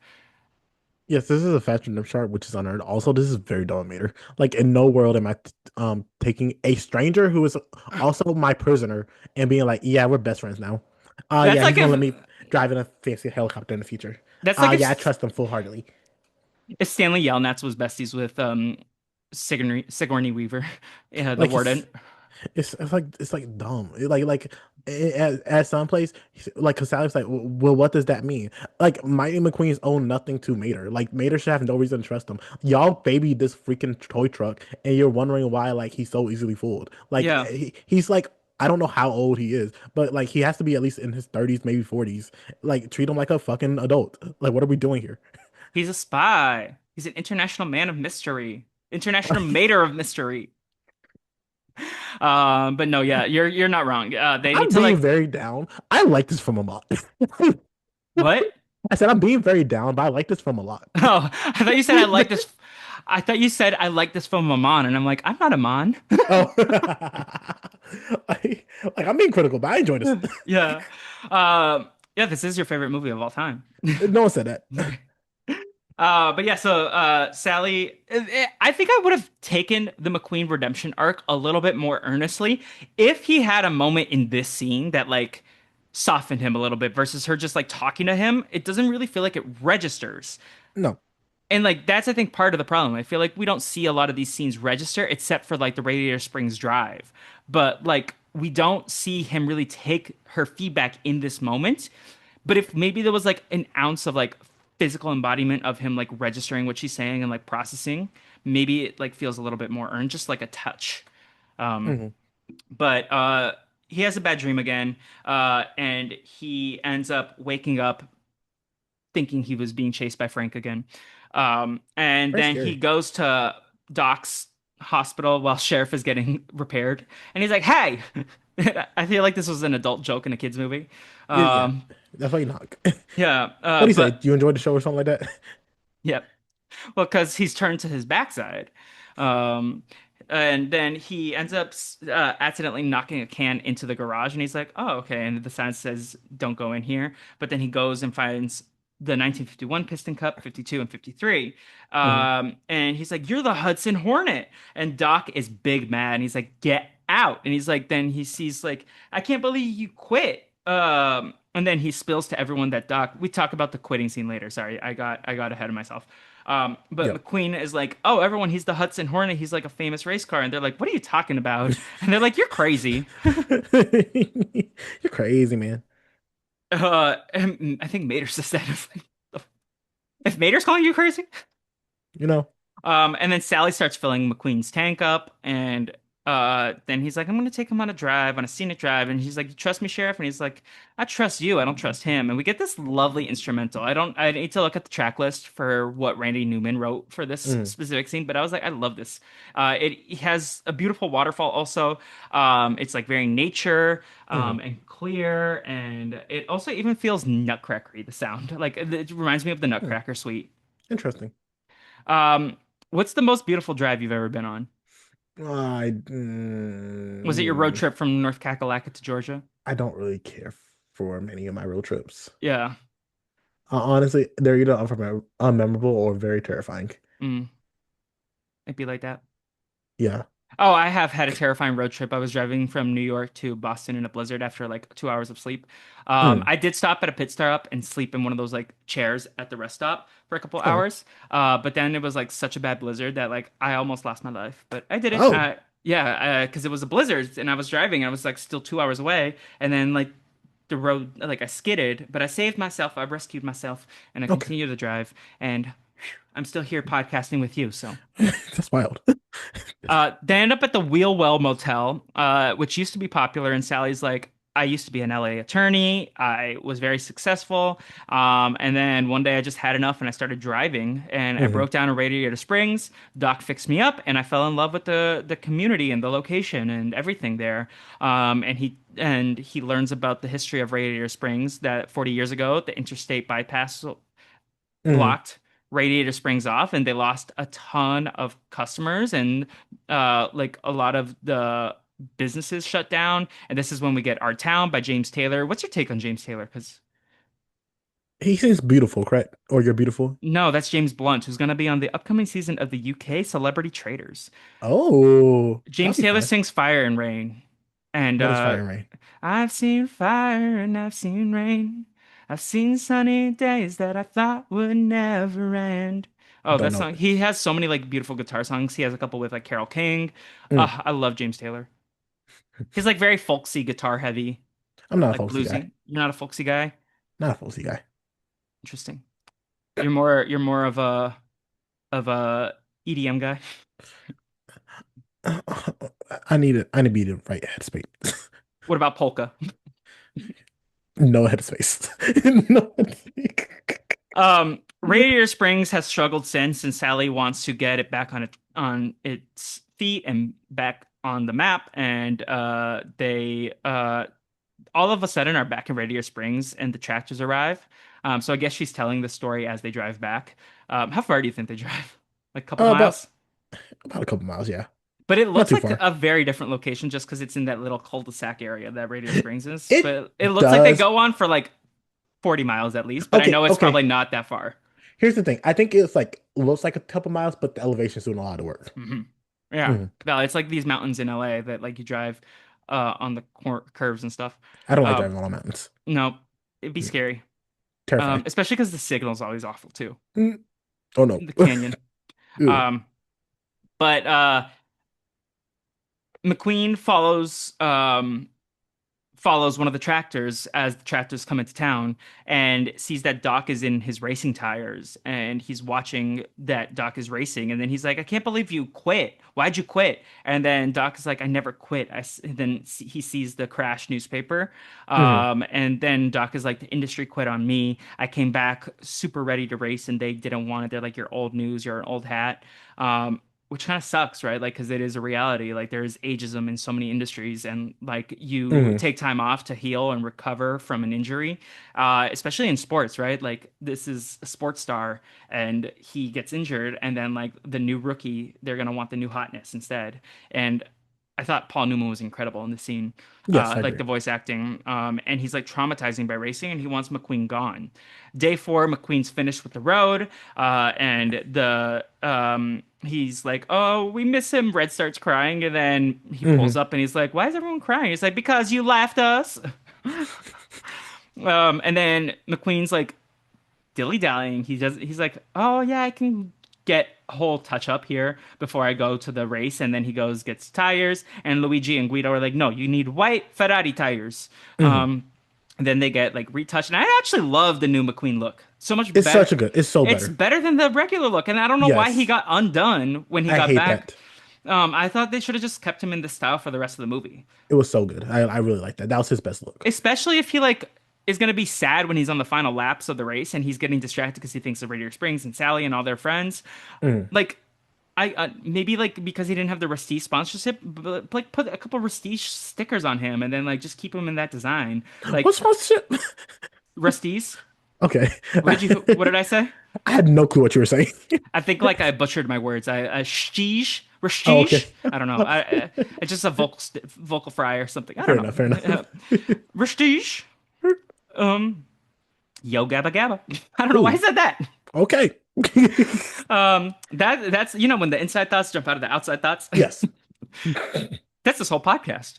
Basically. So McQueen is like gonna dilly dally, and he's like, "I'm gonna get retouched." He goes to Luigi's tires. Doc is like, "Get the hell out of my city or my town!" And then so Mm. uh, the organic fuel, and he's like, "This is good stuff." And then there's new stickers, new paint. I love the new look, and this is when we get the cruising scene where they're shaboomin'. Shaboom mawa, awi mawa, in the junk. That's why I kept singing that in the pre-show. Oh. Oh, shaboom. Then the cars are cruising, and Lizzie asks McQueen to dance, and then Mater and Sally start cruising, and then Mater spins McQueen around while Lizzie says, "Stanley, I wish you could see the city right now," Hmm. which was a sweet moment. Yes. Um, and then the journalists arrive and they're like, "Oh, Lightning McQueen, Lightning McQueen." Mac finds Lightning McQueen, and Harvard's like, "This is incredible publicity. You are blowing up. This is going gangbusters." Yes. And then they're like, "Chick is Thunder," and he's like, "He's Thunder. He stole my gimmick." And then Sally thanks McQueen for everything, and McQueen's like getting sad. He gets in the truck, and the journalist pulls up to Doc and says, "Thank you for calling us." And Sally's like, "You called?" And Doc is like, "Yeah, I did." And then Mater's like, "I didn't even get to say goodbye." And then everyone kind of zooms away, and Doc is stuck under the flickering yellow light. All the neon lights go dark. And yeah, the town was so vibrant for a second. And then is Doc an asshole for this? No. He's not an asshole. Um, like Lightning Queen, go to a race. You're not welcome in this town. You're not supposed to be in this town.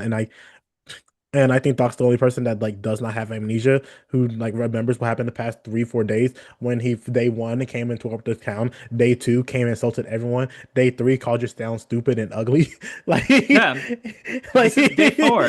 This is so day you know, four. so you know.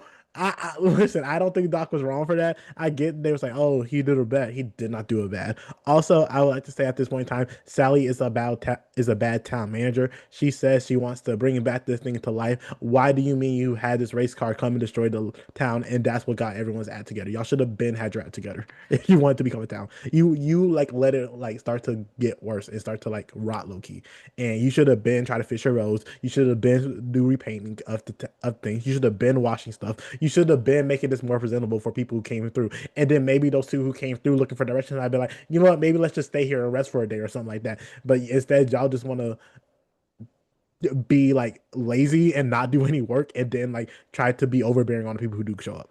That's my opinion. Yeah. I will say, you keep talking about Ben. The Rat movie is next one. I Fair don't enough, know if fair you got enough. that joke.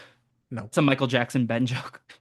Michael Do you know Jackson? the movie about Ben, the rat that Michael Jackson No. befriends? No? Okay. So maybe listeners will got it. No, you kept saying Ben as like you've been known. And I was like, let me hop on that, but then I was like, oh, there's a stupid rat joke here. Fair enough. But no, I agree. Like Sally, everyone's like kind of dickmatized over like McQueen for no reason when he was like Doc Hudson is the only one who didn't forget how much of a asshole this guy was for the last couple days. Like he said, you literally called my town a piece of garbage. Like how dare you? And what was his redeeming quality? He bought a tire from you?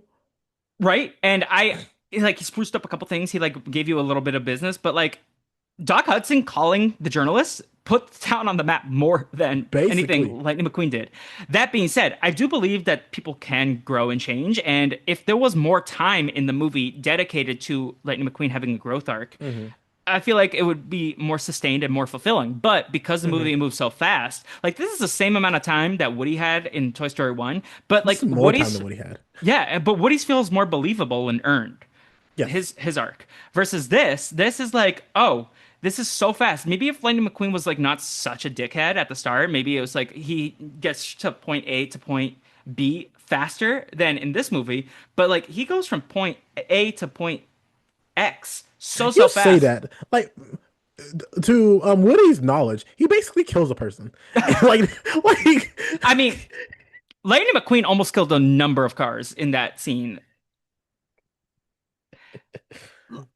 you know, Valid. I'm just saying, like, I mean, we will be discussing Lightning McQueen and his dickheadedness for quite some time because, like, he might have fooled all these people.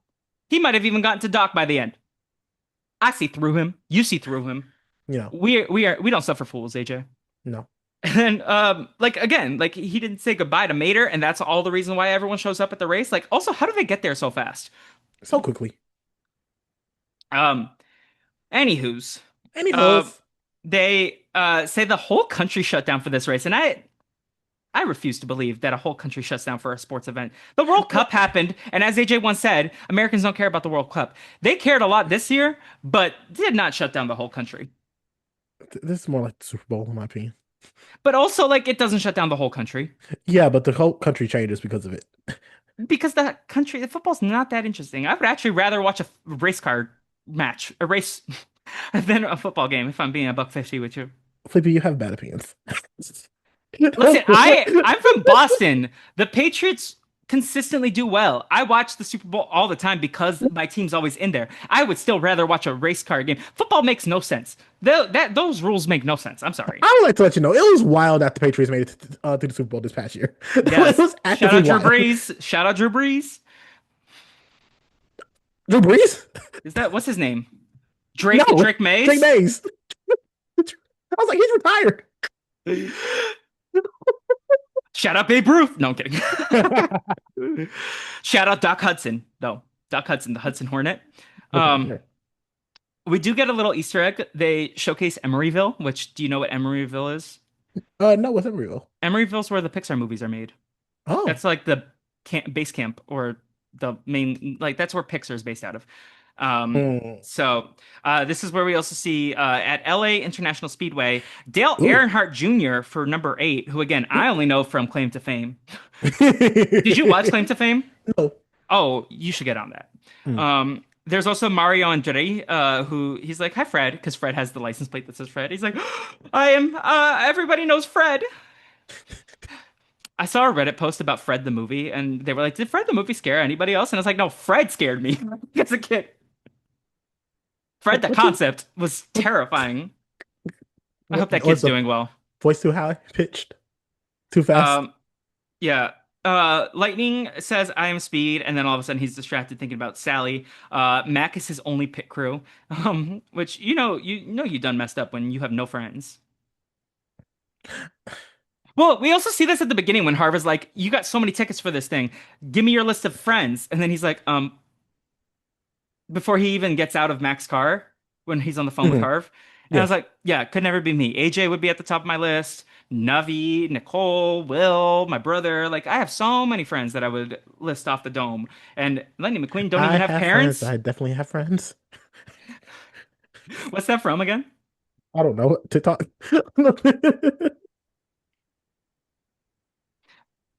TikTok. What an icon. Who do you think would be the most popular on TikTok? Mater? Lightning McQueen? I mean, yes, but like, I think, do you think Mater would have a podcast? No. No? A car cast? No. I would listen to Doc Hudson's podcast. You won't like it. Probably not. I feel like I would listen to Doc Hudson read audiobooks and put me to sleep. Fair enough. I think you would be cool with that. Yeah. I think Chick Um, Hits would be the best podcaster. Chick Hicks would have, he would be on Rogan's podcast. He would be the best podcaster. I think, honestly, I think Mac would be fun on a podcast. I probably wouldn't like his opinions. Lizzie, Flo, and Ramon. I think they would have a fun podcast. I think you're showing Lizzie to a lot of stuff that Lizzie did not belong in. Like, I think I would love to listen to Nicole Byer interview Lizzie on Why Won't You? Let's get to the race. Um, so yeah, I am Speed. He's distracted. Mac is the pit crew. Tia and Mia have become Chick Hick fans. Um, Chick Hicks chicks. No. Um, Bob Cutlass, who's a reference to Bob Costas, who's like the NBC Olympics guy. Mhm, And then Chick is being a menace. He's taunting McQueen. He keeps getting distracted by Sally, and McQueen is off his game. And then Doc Hudson is like, "Kid, wake up!" And he's like, "What are you doing here? I thought you didn't like me." And he's like, "Well, Mater never got to say goodbye." And then Mater's like, "Goodbye. All right, I did okay. it." uh, Hudson Hornet is talk of the race. Everybody's like, "Oh my God, the Hudson Hornet's back. He hasn't been seen in 50 years." It's like nobody's seen him in 50 years. But again, this is before smartphones, so nobody knows what Fair. happened to him. Um, and the Chick Hit crew is bullying Guido and Luigi, and Chick knocks McQueen, and he goes backwards. So we see that call back. Mhm, Chick also blows McQueen's tire off, and then they call the pit. So Guido's like getting ready, and then it's the fastest pit ever in this Dynaco history, I guess. And the Chick Hick crew, their mustaches or their front fenders mhm, fall off, and then Guido's like vroom vroom, and then the last one falls off with his machine. They have McQueen catch up. He was like not in the same lap. They were leading by mhm, over a lap, and he catches up. And McQueen glides into first using the trick that Doc Hudson showed him. mhm, Chick Hicks is on his tail, and he's playing dirty. And McQueen is about to cross the finish line when Chick Hicks knocks King out, mhm. and he crashes. And then McQueen sees on the jumbotron, shout out Barrett, um, that he's a jumbotron engineer. What do you want? Um, he sees the image, and then he flashes to the newspaper clipping of Mhm. Doc Hudson. So I guess this is in 2006, right? Because if it's 50 Yeah. years. So then he like stops, and he like backs up to go help the king. And what do you think of this? Do you think he should just cross the finish line and then go on to help? Or do you think it like because it feels unearned, but it's also like such a sweet moment, and I like the fact that he doesn't crush, but it's also like I still think Lightning McQueen, based on the character we've seen, even with the growth, he would have crossed the finish line, and like he would have done the thing where he like zooms to the finish line, does a bangs a Yui, and then goes and fixes him and helps him cross. I think the moment hits better by him not crossing. With that being said, I don't think like based on his character and what he is, even at the time he's leaving, he wouldn't cross. Hmm. I so I I think it is more relevant for the scene that we see after where like Chick is booed off the stage, and then we see the king yes. come up to or text the king's manager come up to offer the Dinoco to Lightning McQueen because they see it Hmm. as a heart. But yeah, like it does work for the scene, but I think for the movie, like it doesn't track with the character we've gotten to know over the past hour, Hmm. 40 minutes. Although I do like the scene It's a better. nice scene. I also wish it was kind of he was a little further from the finish line. Like it doesn't have to be like right by the line where he stops. I think the image is powerful, but I think if he was like even like 200 feet further back, I think it's like, oh, then he Hmm. turns around and goes and helps. Uh, I don't know. Fair. Whatever. It's not my movie. It's not Um, my movie. So yeah, he stops at the finish line, Chick passes, and then he turns around, helps King finish the last race, and he's like pushing him, and they're like, "Is that even illegal?" And they're like, who cares? And Who then cares? he's like, "Rookie, you were about to win your rookie season. You were gonna win the Piston Cup." And he's like, "A great race car once told me it's just an empty cup." We didn't Hmm. even talk about the scene with the Piston Cup. He's like, "He did what in the cup?" But you know, we talked about it Yeah. a couple times. Um, Chick is not popular. He's like, "Ka-chow" or "ka-chick" or whatever he says. Kachinga. Kachinga. That sounds like a bad word. Um, but yeah, then me and Tia throw the C that they have on them. They're like throwing all the, instead of tomatoes, the tires and stuff. He's like, "Where's the confetti?" And boom, boom. He's like, "Ow, ow, ow." Chick is not popular. McQueen is offered the Dynaco sponsorship from Tex. And he's like, I'm going to stick with Rusty's. They gave me my first break. And he's like, "Well, if Hmm. there's anything I could ever do for you." And he's like, "Actually, there is one thing." And they get Mater a helicopter ride. All right. Wahoo! Fair enough. Fair Um, enough. and then this Ferrari arrives at Luigi's, and Luigi passes out. He's like, a real Michael Stromboli Ferrari," or whatever he says, and then he falls over. And then the Ferrari says, "Hi." And then Guido also passes out. Um, then McQueen decides he's going to have his new headquarters stationed in Radiator Springs. Hmm. And then we get Route 60. We get the credits with Route 66 by John Mayer, Find Yes. Yourself by Brad Paisley, and we talk about the dedication to Joe Ranft in this moment. We Yes. also see that in the post-credit scenes, there's a Hudson Hornet Museum in Radiator Springs that they establish Hmm. that King and his wife and Tex look at. Also, I really Yes. like the scene where the wife thanks Lightning McQueen for helping King when he Hmm. crashes. Uh, then we see there's the Doc versus McQueen race, and he's like, "I know you're Chick's old man." And he's like, "No, you don't." And he shows up. We get the neon cars are impounded, and they're like talking their ish, and the sheriff is like, "Nope." And the Wheelwell Motel reopens, and it's the grand reopening. Mater also loses his hood when he finds it, and it falls off, and it falls in the canyon again.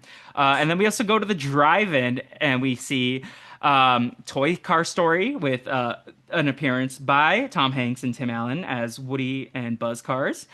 "You are a toy car, and you are a sad, strange little wagon, and you have my pity." And then there's Ham, and we get Mac talking about how incredible the piggy truck is. Then we go to Monster Trucks Inc., and they get the abominable snowman scene, and he's like, "Hey, look, he's a thespian."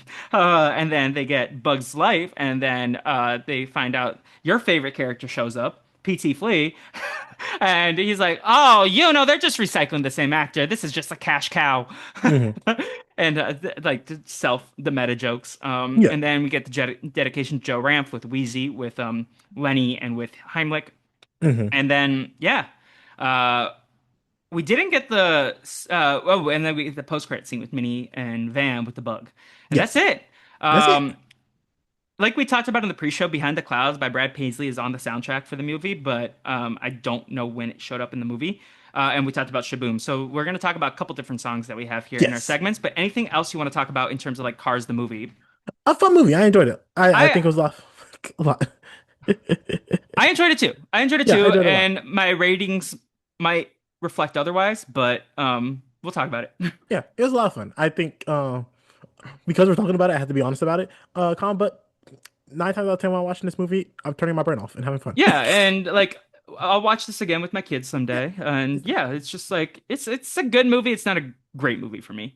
Yeah. Um so yeah, all right. So let's go to the animation station spreadsheet. So where do you want to start? Do you want to start with villains? I feel like that might be the easiest. We can start with villains. Yeah, so we're rating Chick Hicks from Cars, voiced by the great Michael Keaton.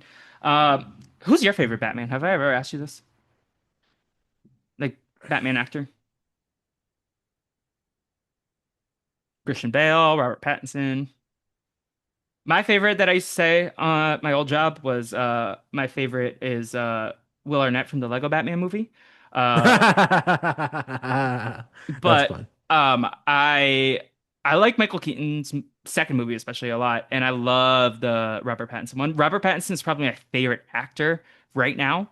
I think he's such an interesting guy. I thought we don't have to get into my diatribe about Robert Pattinson, but he's my favorite actor right now. Like I am sad. Like he has surpassed Zendaya for me, and that's crazy because I love Zendaya. Um, Interesting. Anywho, where you so just to reset our Mount Rushmore right now, I have Prospector Stinky Pete and number one. Uh, well, we did some moving around in The Incredibles. We had a discussion. Maybe we'll do a Patreon pod soon about Mhm. the villains. But basically, like our top four is Syndrome, Hopper, Waternoose, and Stinky Pete for both of us. Where do you have Chick Hicks? Not high. Not I high. think I think Chick Case is a memorable character. Um, I, I want to say B tier, but like I think I can live with C tier. I'll put him in C tier above Mirage. Above Mirage, In so C tier. he's number one for the C tier for you. Yeah, he's All on right. top. Like Chick Hicks doesn't really do anything in this movie, if we're being honest with you. Like, yeah, he is like, oh, me to lightning and also like causes accidents, but like that's nothing. Like this movie could have done without him, and we Yeah. would have still had the same movie. It would have been fine. Yeah, because he Like could have just been like an NPC side character that races against McQueen. And then like the king could have crashed out unrelated to like any actual like villain moves. the sole reason he's in C tier and not D tier is because he's memorable, and that's it. Yeah, that's where I'm struggling right now because I like there's he's definitely lower than Al for me for Al's Toy Barn, Mhm. which I disagree with you there. But like, there's a part of me that kind of wants to put him in like D tier. Like he's like memorable-ish, but like when I was coming Mhm. into the movie, I was like, Chick Hicks is like an antagonist that's like prevalent throughout the Yes, whole film. But I feel like this movie really isn't about Chick Hicks. He's like the least important villain of like the key villains of our movies, right? Like. Maybe less so than the dentist, but the dentist feels like a bigger antagonist or like overall part of the plot because we go to the fish tank so often. Versus Chick Hicks is only like three scenes of this movie. And like we really like don't care much about Chick Hicks. And like again, he comes back in Cars 3 supposedly. I think I'm gonna put him in D right above Mirage because I do think, and I'm maybe I'll change my mind in a little bit.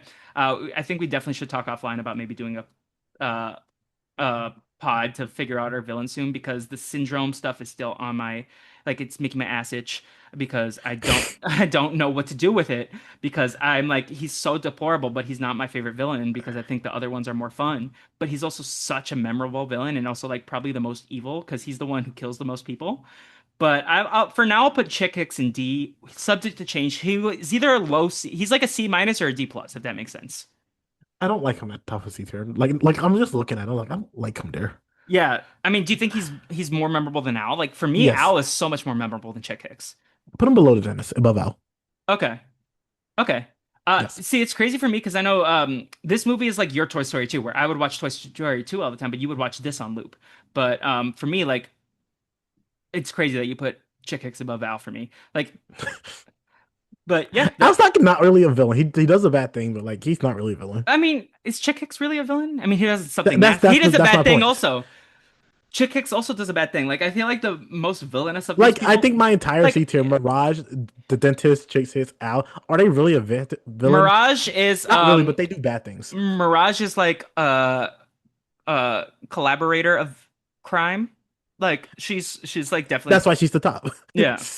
But like they all But like they're bad. They do because bad also things. like we're talking different things. 'Cause, like for me, like there's a part of me that like wants to rank the villains based on like memorability, like how impactful they are into the story, how like fun they are as a villain, how campy, and but then there's also like, oh no, like Syndrome is a dastardly MFer.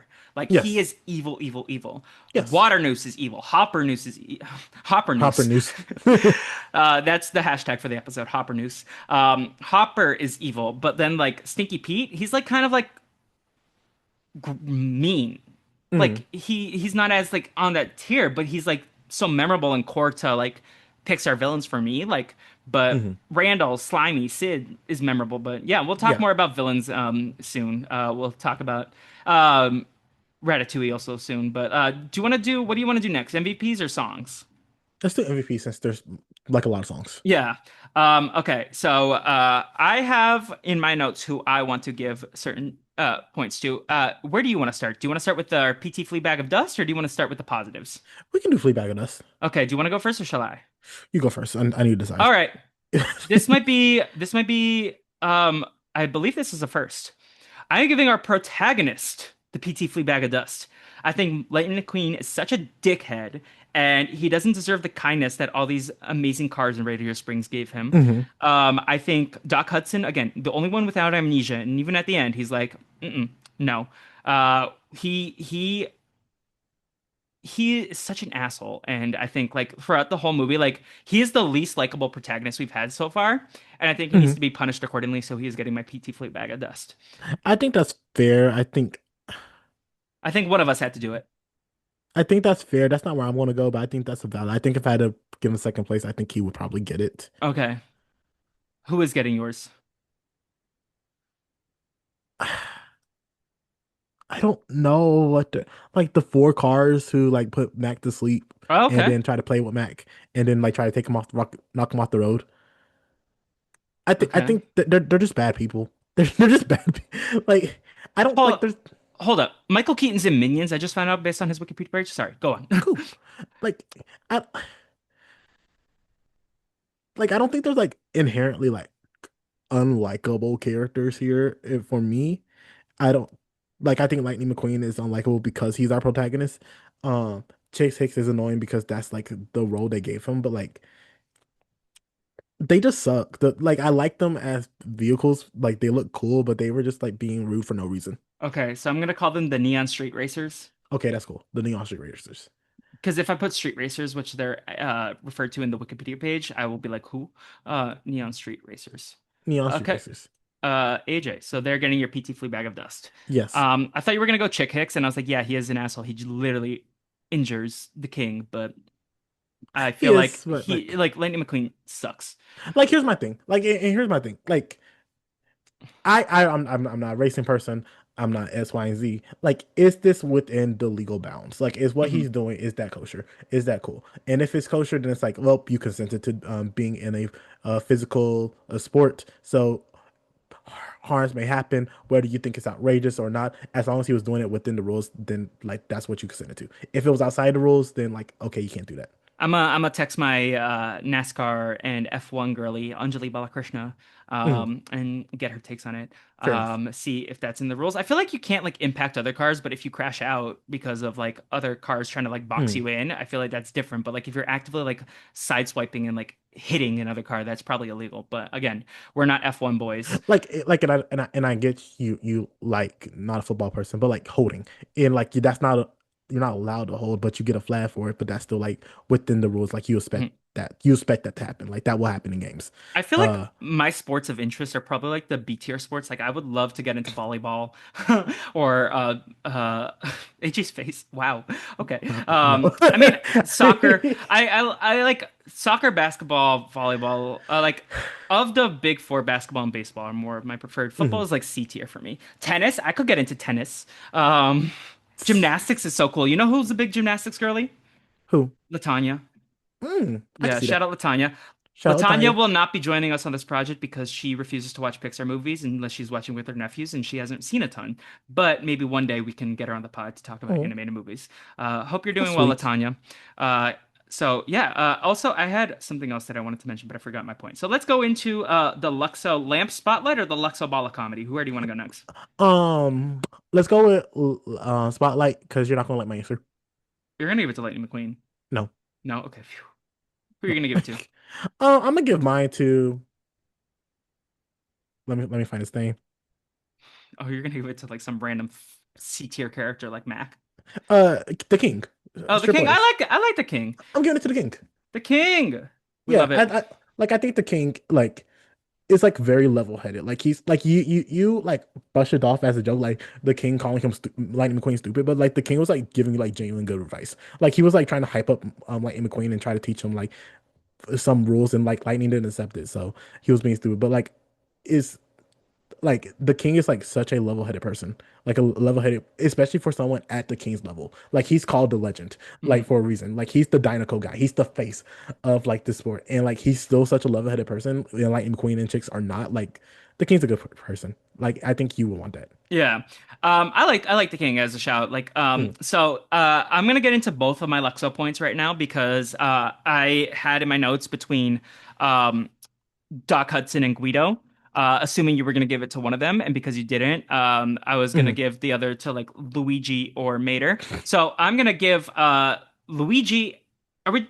Can we give him to both, or do I have to pick one? You can win both. Okay, Guido and Luigi. because they're like kind of a combo pack, right? Hmm. Guido and Luigi for my Luxoballa comedy, and then I'm gonna give Doc Hudson the Luxoballa spotlight. I think Paul Newman did an incredible job in this movie. Yes. You're wincing No, for the I Doc agree. I'm Hudson agreeing. point. No, no, No, no. I'm agreeing with Uncle. Yeah. Okay. Doc Hudson's like the only one who doesn't forget how much of a prick Lightning McQueen is at the jump. And obviously, like he has his own little mini arc in this movie. I do think it also moves very fast, like the forgiveness that he gives Lightning McQueen, like to like go face your trauma like that and go into a racetrack. But I think he was like an important foil, like a reflection of Lightning McQueen, who needed to like knock some sense into him. So and then with that, I'm giving Guido and Luigi my comedy point because I think Mater made me laugh at times, but like I forgot about these two. Like legitimately, if you had told me about Luigi and Guido, I thought Luigi was the little blue one for half the movie because of my experiences at Disney California Adventure, and I was like, "Who the hell is this yellow one?" And then that's Luigi, and then Guido, and they're just like such joyous, and they're like big fans, and they're like just wholesome. They do try a little hard, but who amongst us hasn't tried a little hard at one thing in their lives or Mhm. another? AJ, are you gonna give it to Mater, or are you giving it to someone else? So here's my thing, right? I was about to give the PT flew bag thus to the writer slash casting director. Um, Damn, why? because Jennifer Lewis is in this movie and she is actively underutilized. And and like she's like one of the funniest people, like full True. stop, like to be alive. And the I fact mean, that Cheech Marin is also in this movie. He's also super funny. and the fact that get nets to nothing is like so ridiculous to me. Um, so I was like, can I just like instead of giving it to a character, can I just give it to Jennifer Lewis? But I was like, okay, let's be for real. Uh, but like I want it noted on this podcast, like you underutilize this generational talent, and that's not okay. Um, with that being said, yes, I will give it to Mater. Mater is funny. Mater is hilarious. Mater is 100 jokes a minute, and I generally don't like the Mater type of character, but like Mater just works for me. Jennifer Lewis and Cheech Marin Mm. deserved more dialogue in this movie. Uh, I didn't even know that was Jennifer Lewis. Like that's how like incredible the voice acting work is because she has a Mhm. recognizable voice, but Yes. because she's doing Yes. something different. I think my favorite Jennifer Lewis role though is Mama Odie from Princess and the Frog. You I do gotta like Mama Odie. dig a little deeper. Mama Odie's were good. Yeah, she's good. A cow, a pig, a dog, a snake, an orange man, and a long. Season 7. Yeah. Yes. Um, So yeah, so should we do the movie rankings or song tiers? Because honestly, I think one will be faster than the other. But I feel like we always do movie rankings last, so I feel like we should stick to it. But also, like I know that's going to be so much faster than song tiers. We Your can do call. movie rankings first. Okay, cool. I'm cool with that. Um, Maybe it's just recency bias, but I'm giving this a 6 out of 7. Mhm. Moving Bugs Life to seventh spot, just because I mean I do think like the animation Mhm. is more gorgeous. I feel like the ensemble is stronger in this Mhm. movie, even though like that one has a big ensemble. I feel like there's only a couple memorable characters in A Bug's Life. Yeah. It's gonna be Flick, it's gonna be BT Flea because of our podcast, not even because of the movie. It's gonna be Francis, and it's gonna be like Ada and Hopper and Mhm. Dot. And for this one, it's like you got McQueen, you got Mater, you got Sally, you got Doc Hudson, you got Yes. Guido and Luigi, you got Flo, and you got Ramon, and like there's so many more side characters. Mac, like I remembered Mac from a kid. Like I remember more scenes from this movie than like Bugs Life. I think when like I hate saying it, but like I think this, I feel like we keep punching down on Bugs Life. That being said, I don't think Cars cracks anything else. Like I think it is firmly six. Like I think this is definitely a tier lower than Monsters Inc. and Incredibles. For me personally. So I'm gonna Mhm. give it a 6, making it or my sixth. What are you giving it? I was debating between 5 and 6, if I'm being honest with you. Because I genuinely believe Monsters Inc. is full stop a better movie than this movie. Like Okay, Monsters Inc., not a question, without a doubt. With that being said, I think Cars is a more fun movie. It's a more silly, goofy movie. Um, not a goofy movie, but that's season also season. 200. Yes. Um, but I think talking through this, I had like a lot of issues with Cars, and I think those issues are blaring, and I think it has to go for 6 for me as well. Okay, I was getting nervous because I was gonna try to step in and fight for Monsters Inc. here because I think Monsters Inc. is a better movie and I think it's also a more fun movie for me personally. But again, this was your childhood. This was also my childhood, but like not I was as supposed to say, I like how you keep saying that, pretending I'm not like 2 years younger than valid. Okay, you. so but yeah, maybe like some of the more upcoming ones, I feel like we might spread things out a little bit more. But with that said, Bug's Life now slides into seventh place with Cars sliding into six. Mm, Um, neither of us have this in our Mount Rushmore, but that's no. okay. Just for both of us, I believe the top four are in differing orders. We got both Toy Stories, The Incredibles, and Finding Nemo at the top for Yes. both of us. Monsters Inc. remains 5 out of 5 for both of us, 6 out of 6 for Cars, and then Bug's Life 7 out of 7. Yes. All right, Ratatouille's up next. I can't wait to see where that slots Boop, in. boop. But moving on to song tiers. So I am counting 7 different songs that we're going to add into this. We got Route 66 by John Mayer, Behind the Clouds, and Find Yourself, both by Brad Paisley. Mm. Shaboom by Chuck something. I am so sorry. Shaboom, Cars, song. The Chords. Um, then we got Real Gone by Sheryl Crow, Life is a Highway by Rascal Flatts, and Our Town by James Taylor. Where do you want to start? I'll let you pick the first song, then I'll pick the next one. How about we do that? Okay, cool. I think I don't want to bury the lead. Let's start with Life is a Highway. Oh, okay. I was gonna save that one for later, but you go. Let's go. Life is a Highway. Okay, where are I, you going? like Felipe, I'm putting this in S tier. Is it the I top of S tier? it is not. Well, oh, I will go Sailing No More at the top. That's a choice. Huh. Damn. Because I think if you had to think of a Disney, not Disney, a Pixar song, I think most people the first song you think of is "You Got a Friend in Me." Yeah. I think the second is "Life Is a Highway." Uh, See, I would like to actually, not to pull an Emily Flippin, but I would like to push back on that for a second because okay. to me, this isn't even a Pixar song at this point. This is just like a banger that you hear on the radio. This like Mm, exceeds Pixar. Like, I forget that this is a Pixar song.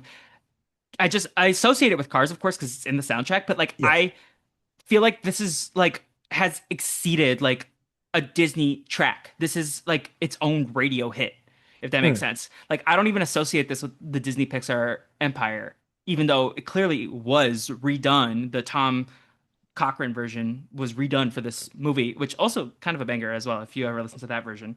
mm, But I don't know. That's for me where it's like that's where my difficulty lies because like if I'm grading this on a Pixar scale, this is going to be different than if I'm grading this on a like song scale. Like if this is like mhm. songs itself, like It would be number one. it'd be number one. And I love so many of these Pixar songs, but like I Mm, don't think it like thematically in terms of the movie, like it doesn't really like have much of an effect other than just being a banger, and like establishing background music for hmm. a cool set piece. Yes. I feel like this doesn't have the emotional resonance of an I Will Go Sailing No More, of When She Loved Me, of even like the Strange Things or Woody's Roundup in the Hmm. lesser tiers. Like, but I think this is the like number one song that we have discussed in terms of just like pure music. So Yes. that's where my difficulty is lying. So I'm actually curious where you're going to land on this song. Is it going to be like at the bottom of S tier? Or is it going to be at the top? I'm gonna put it at the. It's not going to be at the top because I think "I Will Go Sailing No More" is so important for that scene. Like I think you cannot have that scene without that song. I think similarly with something like "Strange Things," which is why I'm like, should I have it in there? Like, and I think because those are the only two songs I feel like that. Like, it's like if you take away that song, you're missing something from the scene.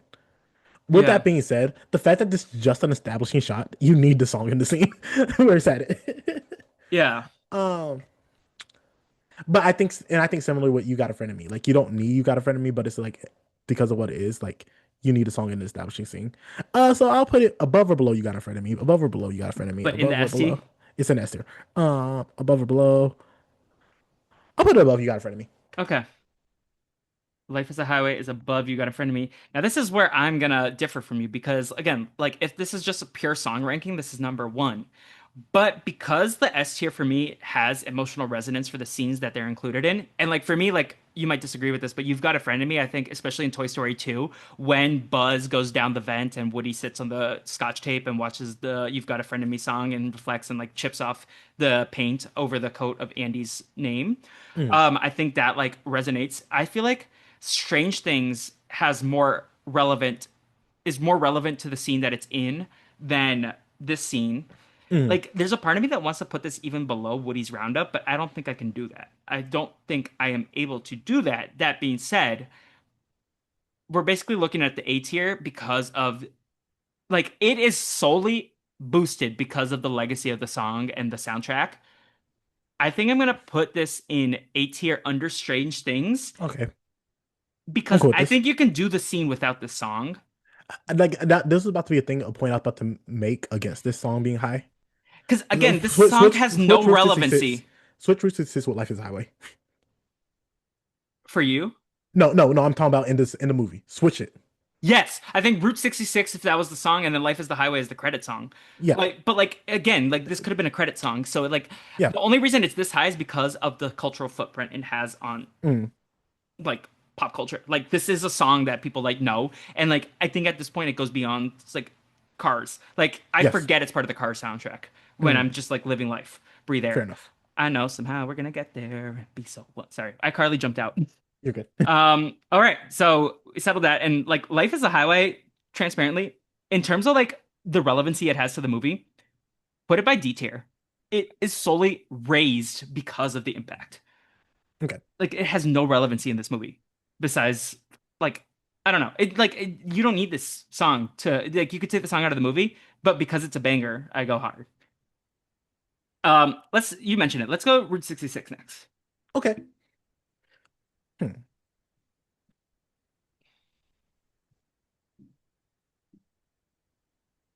Um, Would you like to go first? yeah, you go first because I'm also struggling with this one. I'm putting this in B tier. B, I'm putting this in B tier. Route above if I 66. didn't have you, Um, or below. above. Okay. Because I think If I Didn't Have You is a good end credit song. And I think Route 66 is also a really good end credit song. Like, and I think Route 66 fits Cars more than If I Didn't Have You fits Monsters Inc. Um, so I think they're both like good songs, fun end credit songs, but I prefer Route 66 over If I Didn't Have You, and I think Route 66 fits more. And I disagree with you. Um, I am putting this. I just don't know if I'm gonna put this above the time of your life or below it for me. Broski, but pause. Speak on it, because that sounds This is wild. definitely D tier for me. I don't. It's like don't remember it. Like in this discussion, couldn't tell you much about it. Like time of your life. The only reason I remember it is because I recently listened to our Bugs Life podcast. But like I don't know, like this song, and again, John Mayer has great vocals, Mm. and but like the song is just not memorable to me, and it's also a cover of a previous song, right? From what I understand.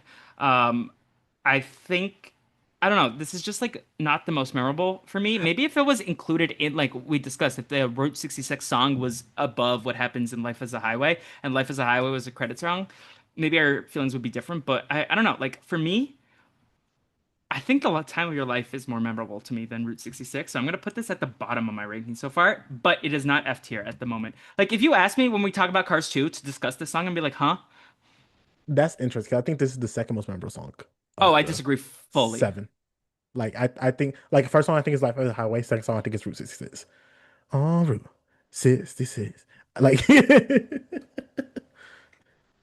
I'm gonna try to see because this I think there's like oh there's Chuck Berry was the original artist of Route 66 the mm, song it used to be it's an R&B song that was composed by songwriter Bobby Trope and then the most famous version is the King Cole Trio mhm. which is like Nat King Cole so you know another white man taking over a song popularized by black people. Okay. John Mayer. Oh, Chuck Berry. No, sorry. John Mayer. Okay. He did get nominated. Yeah. Okay. Sorry. My Wikipedia was confusing me for a second. Okay. Anyways, do you want to pick the next song? Let's do the opening song Real Gone. Real Gone. Okay. Mhm. Real Gone. Again, by an artist AJ's never heard of because he hates Big Brother 3. I cannot wait till one day I keep saying that and you're like, actually, I watched Big Brother 3. I love Marcellus now. Amy Cruz is a cheese goddess. Lisa Donahue, put her on all the Mount Rushmores. Uh, Imagine if you watch Big Brother 3 and you find out you hate Daniel Radcliffe. No, I'm kidding. You would never. That nah, that'd be hard. No, I think Big Brother 3 is a top tier season, and I do hope one day you watch it. But So Real Gone. So okay, Real Gone. you would you like to go first or you want me to go first? I mean, I can go first for this one. Okay. I'm going to be talking out loud though. I think Real Gone is a great intro Hmm. song. I feel like as a song, I would rather listen to Beyond the Sea, but I think Real Gone as an establishing song for the movie, it's giving like B minus, but because I think that might actually make a live on the air adjustment if that's cool with you. Okay. I think I'm gonna put Beyond the Sea into B tier, Okay. and then put Real Gone right under it if that checks. I think That's this it. is I I love John Goodman. I love Billy Crystal, but I don't think their like musicality works for If I Didn't You. Did you ever end up watching the Emily Osment version that I sent you? You didn't tell me to watch it. Well, but you did tell me to watch it, but you did not remind me to watch it. Okay, valid. Yeah, you were studying for the bar. You had other things going on. But I do want your take eventually. But I think I'm going to put Real Gone under Beyond the Sea. I think Woody's Roundup is still more important than Beyond the Sea because it actually has thematic relevance. Real Gone, I feel like, again, you can take it out of the movie and it doesn't change much of it. It's a great song to go. Honestly, I think Life is a Highway should have gone there. How do you feel about that? If Life is a Highway is the for the racetrack scene at the start of the movie. No. No? I Mm-mm. feel like it works better there than it does than Real Gone does. I disagree strongly. Okay, so I, I let me hear your take on this. I think Real Gone is a good like opening song, like you said, because I think this one adds a lot of energy. Like it's not the most high fast paced song, but it's like a high energy song still. I think like watching the cars go around the racetrack, I think you feel it. I think it fits the scene really well. I think of the sounds they have, that is a song that fits. Just watching the race cars go around in the circles, I think that fits it best and get you hyped for the movie. I That's think valid. Life is a Highway is a banger of a song. It is I I don't think of Life is a Highway as a high energy song, if that makes sense. Like I look at that as a upbeat, up tempo song that I would ride on a road trip or something like that. See, Meanwhile, Real Gone, I don't think of road trips. I think of like I will listen to Real Gone if I'm about to get into a boxing match. in the Nicole Horn spectrum of do I want to shake my ass to the song, I feel like Life is a Highway is above Real Gone in would I shake my ass to this at the club? There's a difference between like shaking your ass to a cup and getting ready for a boxing match. Valid. But You but the, Real but Gone the, is you said Real Gone is your boxing match hype yeah, up song. is my boxing match song to hype me up. Okay, I hope that you listen to that before you beat up Kamu. Fair enough. With that being said, I would also put it in B tier, and I'll also put it at the bottom of B tier. I Okay, think so you're putting it under If I Didn't Have You. yeah, I think you have it Okay, right. cool. So I will go Beyond the Clouds. Behind the Clouds, I think will be fast to get through. Okay. I'm gonna be honest with you, I have no recollection of this song. Yes. Um, I think but same thing. Well, I actually do feel like I remember a little bit of this, like the guitar intro. There's a part of me that kind of wants to put something in the F tier, but I feel like this is more memorable to me than Route 66 even. Mhm. Where's your take? Oh, it's under the time of your life in D tier. Okay, it's Time of Your Life though. Yeah, under the time of your life. Yeah. Behind the Clouds. I still can't believe you hate Woody's Roundup. It's such a bad song. And No, like it's not. I think I leave F songs for bad songs. Behind the Clouds, I listened to that. I was like, I wasted my time listening to this. Like, Yeah. not that it was a bad song. It was just like, this is not a song I would care to listen to again. I honestly, I listened to it like 2, 3 hours ago. Don't even remember the song. It was fine. It Yeah. happened. I think I'm gonna put Behind the Clouds above Time of Your Life because I feel like listening to it on my drive last night, I was like, okay, this is like better than the Time of Your Life. Mm, But yeah, it's not the most memorable for me. no. All right, your pick. Let's go to Our Town. Okay, you're going for the hits and I'm going for the low ones. Let's go. Let's go. All right, our town. All right, so do you want to go first for this one or should I? You can go first. Unlike Life is a Highway, where it's just kind of straight up banger, I think Our Town does have thematic relevance in the Hmm. time it comes in. It was also nominated for an Oscar. Um, I am between, I think it's A tier. I'm just trying to decide Mm. if it's above Strange Things or below Strange Things. Um, where are you thinking right now? Just like in terms of your tiers, are you also thinking A tier or are you thinking No, elsewhere? No? I think Okay. elsewhere. What are you thinking? So I look at Our Town as this movie's like When She Loved Me type song. Okay. Like this is the emotional core part of the that's supposed to hit you, make you feel the feels. And I think Our Town does a bad job at it. I think When She Loved Me did it better. I Would Go Sailing No More did it better. Strange Things did it better. I think Our Town is the weakest of this type of song. And in fact, I think there's another song we have yet to talk about that does this better than Our Town. Um, and because of that, I would have it in C tier. C tier. Okay. I would have it in Above C Beyond the tier. Sea or below? Like above Beyond the Sea. Above Beyond the Sea. Okay. Above Beyond the Sea. Cool. So Like you're for example, like I remember this scene. I forgot the song was the song that was played with the scene. okay. Um, well, I think the run you're gonna reference is Find Yourself does it better than that. Yes. Um, do you want to just like do a double header? Because I feel like I'm gonna put Find Yourself. I think I'm putting Find Yourself above Strange Things in Our Town below. Okay. I'm not confident on that. But I don't think either of them,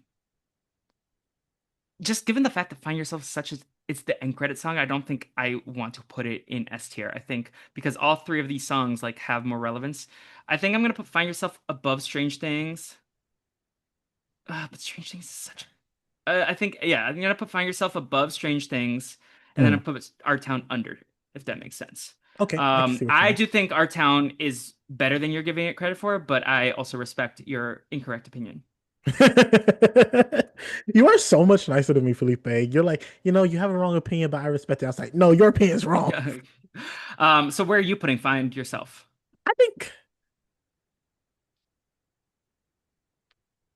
like, here's the thing. Because I compared it to Strange Things. I compared it to When She Loved Me. I'm like, yes. And maybe because like it went along with the in memoriam section, it hit me like a Hmm. lot more than I thought it would. So I think I will have it like right above When She Loved Me, but below Strange Things. Okay, below Strange Things. Yes. I still think you're way too low on When She Loved Me, but that's okay. I Uh, I I think it's a good song. It does what it needs to do. Um, When She Loved Me, but I was not as emotionally impacted as I was with the other songs above it. T. I think Find Yourself, like right now, as we're talking about it, in my head, all I hear is Show Yourself from Frozen. But I know that's not how it goes, but I think the lyrics are also so beautiful and profound. And Yes. like, I think this is definitely the much better Brad Paisley song in this song, in Yes, this film. 100%. Uh, 100%. all right, last on our list, Shaboom. And in my head, this is a wee moa, a wee moa. No, I know that's not. Like Shaboom is such a wild song to think about It because I also, don't think about it as a Pixar song. right?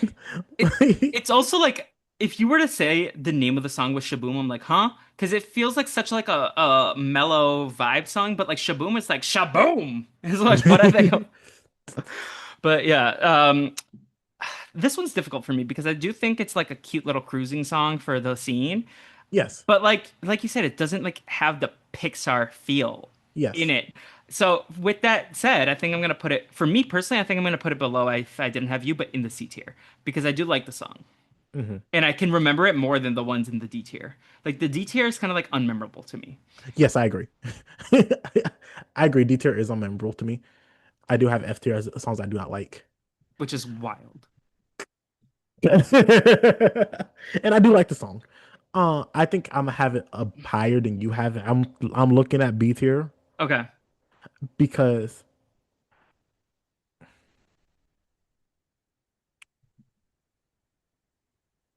hmm,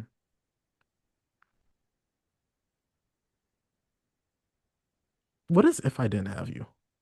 The John Goodman, Billy Crystal, Monsters Yes, Inc. yes. one. We were talking about that the whole time. I was blanking on it. Felipe, I was like, we've If I talked about this didn't song have, multiple times. if I were a rich man. And I just went blank. I like here's the thing. I think I just like Shaboom better than the other songs in B tier. Okay. And I think this is something similar with Life is a Highway. Like the fact I just like the song more is like doing a lot of heavy lifting. Speak your truth. So I'll put it above Route 66. In A tier or B tier? B tier. Okay. Shaboom. It was just I was just smiling the entire time. I was like, this is nice. Whenever I'm in an old folks home, I want them to play the song. Don't disrespect yourself like that. You're gonna live until 300 because all the technology at that point. You're never gonna have to step foot in one. Fair enough. Valid.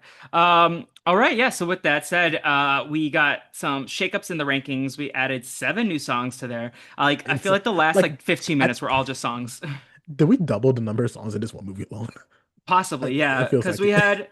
we had beforehand, Time of Your Life, If I Didn't Have You, Beyond the Sea, Woody's Roundup, um, Strange Things, You've Got a Friend in Me, When She Loved Me, I Will Go. So we basically so we had 8 beforehand, and we now have 15. That's a lot. It is a lot. Felipe, when we get to Disney, the song tier is going to be so wild. Oh, the song tiers are gonna be aggressively wild. Like just like in one movie alone, you got 7 songs, and then like Yeah, there's like some bangers and some like those will have a lot more misses, I'm sure. yeah, Um, I but also agree. a lot more that have thematic relevance, I feel Hmm. like. And then are we also gonna do the end credit version with People Bryson, Rest in Peace, my king? A whole new world. Um, all right, AJ. Yes, Anything else about Cars? it was a fun movie. I'm glad we watched it. I have my nitpicks, and y'all heard it loud and clear. Yes. Oh, yes, we definitely heard them. Yeah, I enjoyed this rewatch of Cars. I'm excited to continue into the franchise and see Cars 2 and for the first time Cars 3. That being said, I also thought this was a good movie, but not Pixar's best. I think there I'm just No, excited. And the animation looked gorgeous. The music was fun, but otherwise, like I'm not gonna really remember Cars in a few weeks. Unless I rewatch it in the theater. Ratatouille. Ratatouille. What are you thinking of Ratatouille? Like where do we have on the preview? I remember having this movie on DVD, and I remember getting bored by the movie. I'll be honest with you. Oh, I remember Navi's getting not gonna like that. I Apologize to her. I'm sorry, Navi. I could not tell you what happened in the first 20 minutes of that movie. Like all I Oh, know is see, I like, remember the first 20 minutes vividly, but I think it's oh, also because of the Ratatouille GameCube game that I used to play. but like once we get to the actual restaurant and the Ratatouille controlling Homeboy, I was like, okay, that's when everything starts to hit me. Yeah. I'm like, okay, I remember. I think at that point I start to get into it. It was becomes a lot more fun for me. I think it was a slow start for me, and I think that might be the issue. You don't But remember the crazy grandma with the gun? yes, there was a woman with a gun. There but like I think this is probably gonna I'm gonna leave this movie next week. Next week when y'all here. Being like this was a good movie, but it's not a standout movie. Mhm. That's what I believe it's gonna be. I know there are multiple people who have Ratatouille as their number one favorite Pixar film, which to me is crazy because I think I watched this once in theaters and like I know the basic beats of the plot. Like I love the Remy Ratatouille ride at Epcot that I rode for the first Mm, time last year. Um, I have a story. Remind me to tell you the story about my friend group and Alfredo, Remy, and Emil, the fat brother. okay. To tell you that on the podcast, but I feel like I know the like core beats of the movie, like the grandma with the gun. He goes in the sewers. He ends up in Paris. He starts yanking the dude's hair to cook. There's the scene in the loft that he lives in. There's the French girl, Mhm. and then there's the scene at the end, and they're like all about a pepper dish. Like what the hell? Like I remember when I was a kid, I was like, I love ratatouille. I want to have some, and then I was like, what the fuck is this? Yeah, like, basically. um, but yeah, I'm excited to revisit this. I am curious to see where I have it because like if it really is like a masterpiece that I've been sleeping on for years, I'm excited. If it's also just like a mid movie that people overrate, I'm excited. So I'm excited to like dabble. I feel like I've only seen this movie in full once. Otherwise it's just like clips. I think there's like interesting themes about like art to discuss, like in Mm, Anton ego and like criticism and like that of it all. And also, I love a French baguette, so I'm excited about that. But like, I'm excited for Ratatouille, and the introduction of Alfredo Linguini and Remy the Rat and Patton Oswalt. I do. Oh, you know what scene I remember from this movie? That's it's just it's when he like is dreaming and he has like the strawberry and the cheese and he like puts them together and mhm. he's like, oh. And that's when I was like, oh, fruit and cheese. Okay. But yeah, that's what's coming up next on the docket. AJ and I are recording 3 podcasts in one week. How crazy are we? Very. Yes. But what else do you want to plug? Only thing I will plug is me and the great Matt Lagori and the great Mary Kotowski are all having fun on the Millennial Free Agents Millennial TV podcast. Me and Matt personally are discussing Drake and Josh, having fun over there. Have you how far away are you from the episode where they have the crazy grandpa take over when they go on the roller coaster? Apparently far because do not Okay. recognize. There's also the one where they have Jerry Trainer and Nathan Kress as like the battle droids or whatever. There's so many good Drake and Josh episodes There is so little Jerry Trainer and Drake and Josh. I want you to know. so far, so far. No, Oh, WeChat. There's so little oh Jerry my Trainer God, that's in. upsetting. I love the episode also when they have the thunderstorm and he wants Dora.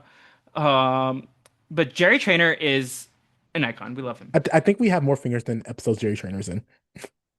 That's so upsetting. What about Cockadoodle Moo? The man houses. I bet like all of his scenes in those like two episodes, like that are just insane. But um, No, ha- also, I would love if you and Lagori discussed the conspiracy theory that Jerry Trainer kidnaps Megan, makes her change her name, and then raises her as Carly. we can discuss it. Have you ever heard that one before? I have. Okay. Yes. In terms of me, please, AJ and I are working hard here. Go find Animation Station on your favorite podcatcher of choice, be it Apple Podcasts, Spotify Podcasts, YouTube even. Like, subscribe, leave a rating and review. As AJ once famously said, you can dog him with 5 stars, but don't give him up praise with 4. And especially on Apple Podcasts, please go find Animation Station. Also, Slime Time Rewind. We're working on some fun projects that are coming out this month. Camp Rock 3 is gonna come out in a couple weeks. Nicole Woo. and I are gonna be back on the pod talking about Camp Rock 3. We also are working on a fun little draft with myself, Nicole, and Gia, and maybe some other fun guests. Ooh. I'm ready to get back into Phineas and Ferb as well. You can go to What You Doing. We do have a Patreon, patreon.com/Brazilian Dragon Productions. We're working on some Patreon content there as well. A Substack, I'm going to be writing more, so the BrazilianDragon.substack.com. We got on Blue Sky. Unfortunately, Animation Station was already taken, so we're using Slime Time Rewind. Blue Sky dot whatever the things you have. Blue Sky at Slime Time Rewind. Go follow Yes. us. In terms of YouTube and Apple Podcast, Spotify, like, subscribe, and follow the Instagram page as well at the Brazilian Dragon. If you want to follow my main on Blue Sky or Instagram, it's at What the Fleep. And AJ is at the Kid Norris on Twitch, right? Kid Norris one. I think the kid AJ Norris. The Kid AJ Norris. Okay, cool. Yeah, go follow him on Twitch. He's gonna goose goose duck soon, right? I assume. Yeah. Yeah. Yeah. AJ and I will also we will Yeah. also be back with Ratatouille and all the other seasons you heard us discuss today. And with that said, my friends, we are gonna start leaving the station from Radiator Springs and making our way to Paris, France for Woo. Ratatouille. Obrigado for listening. Goodbye.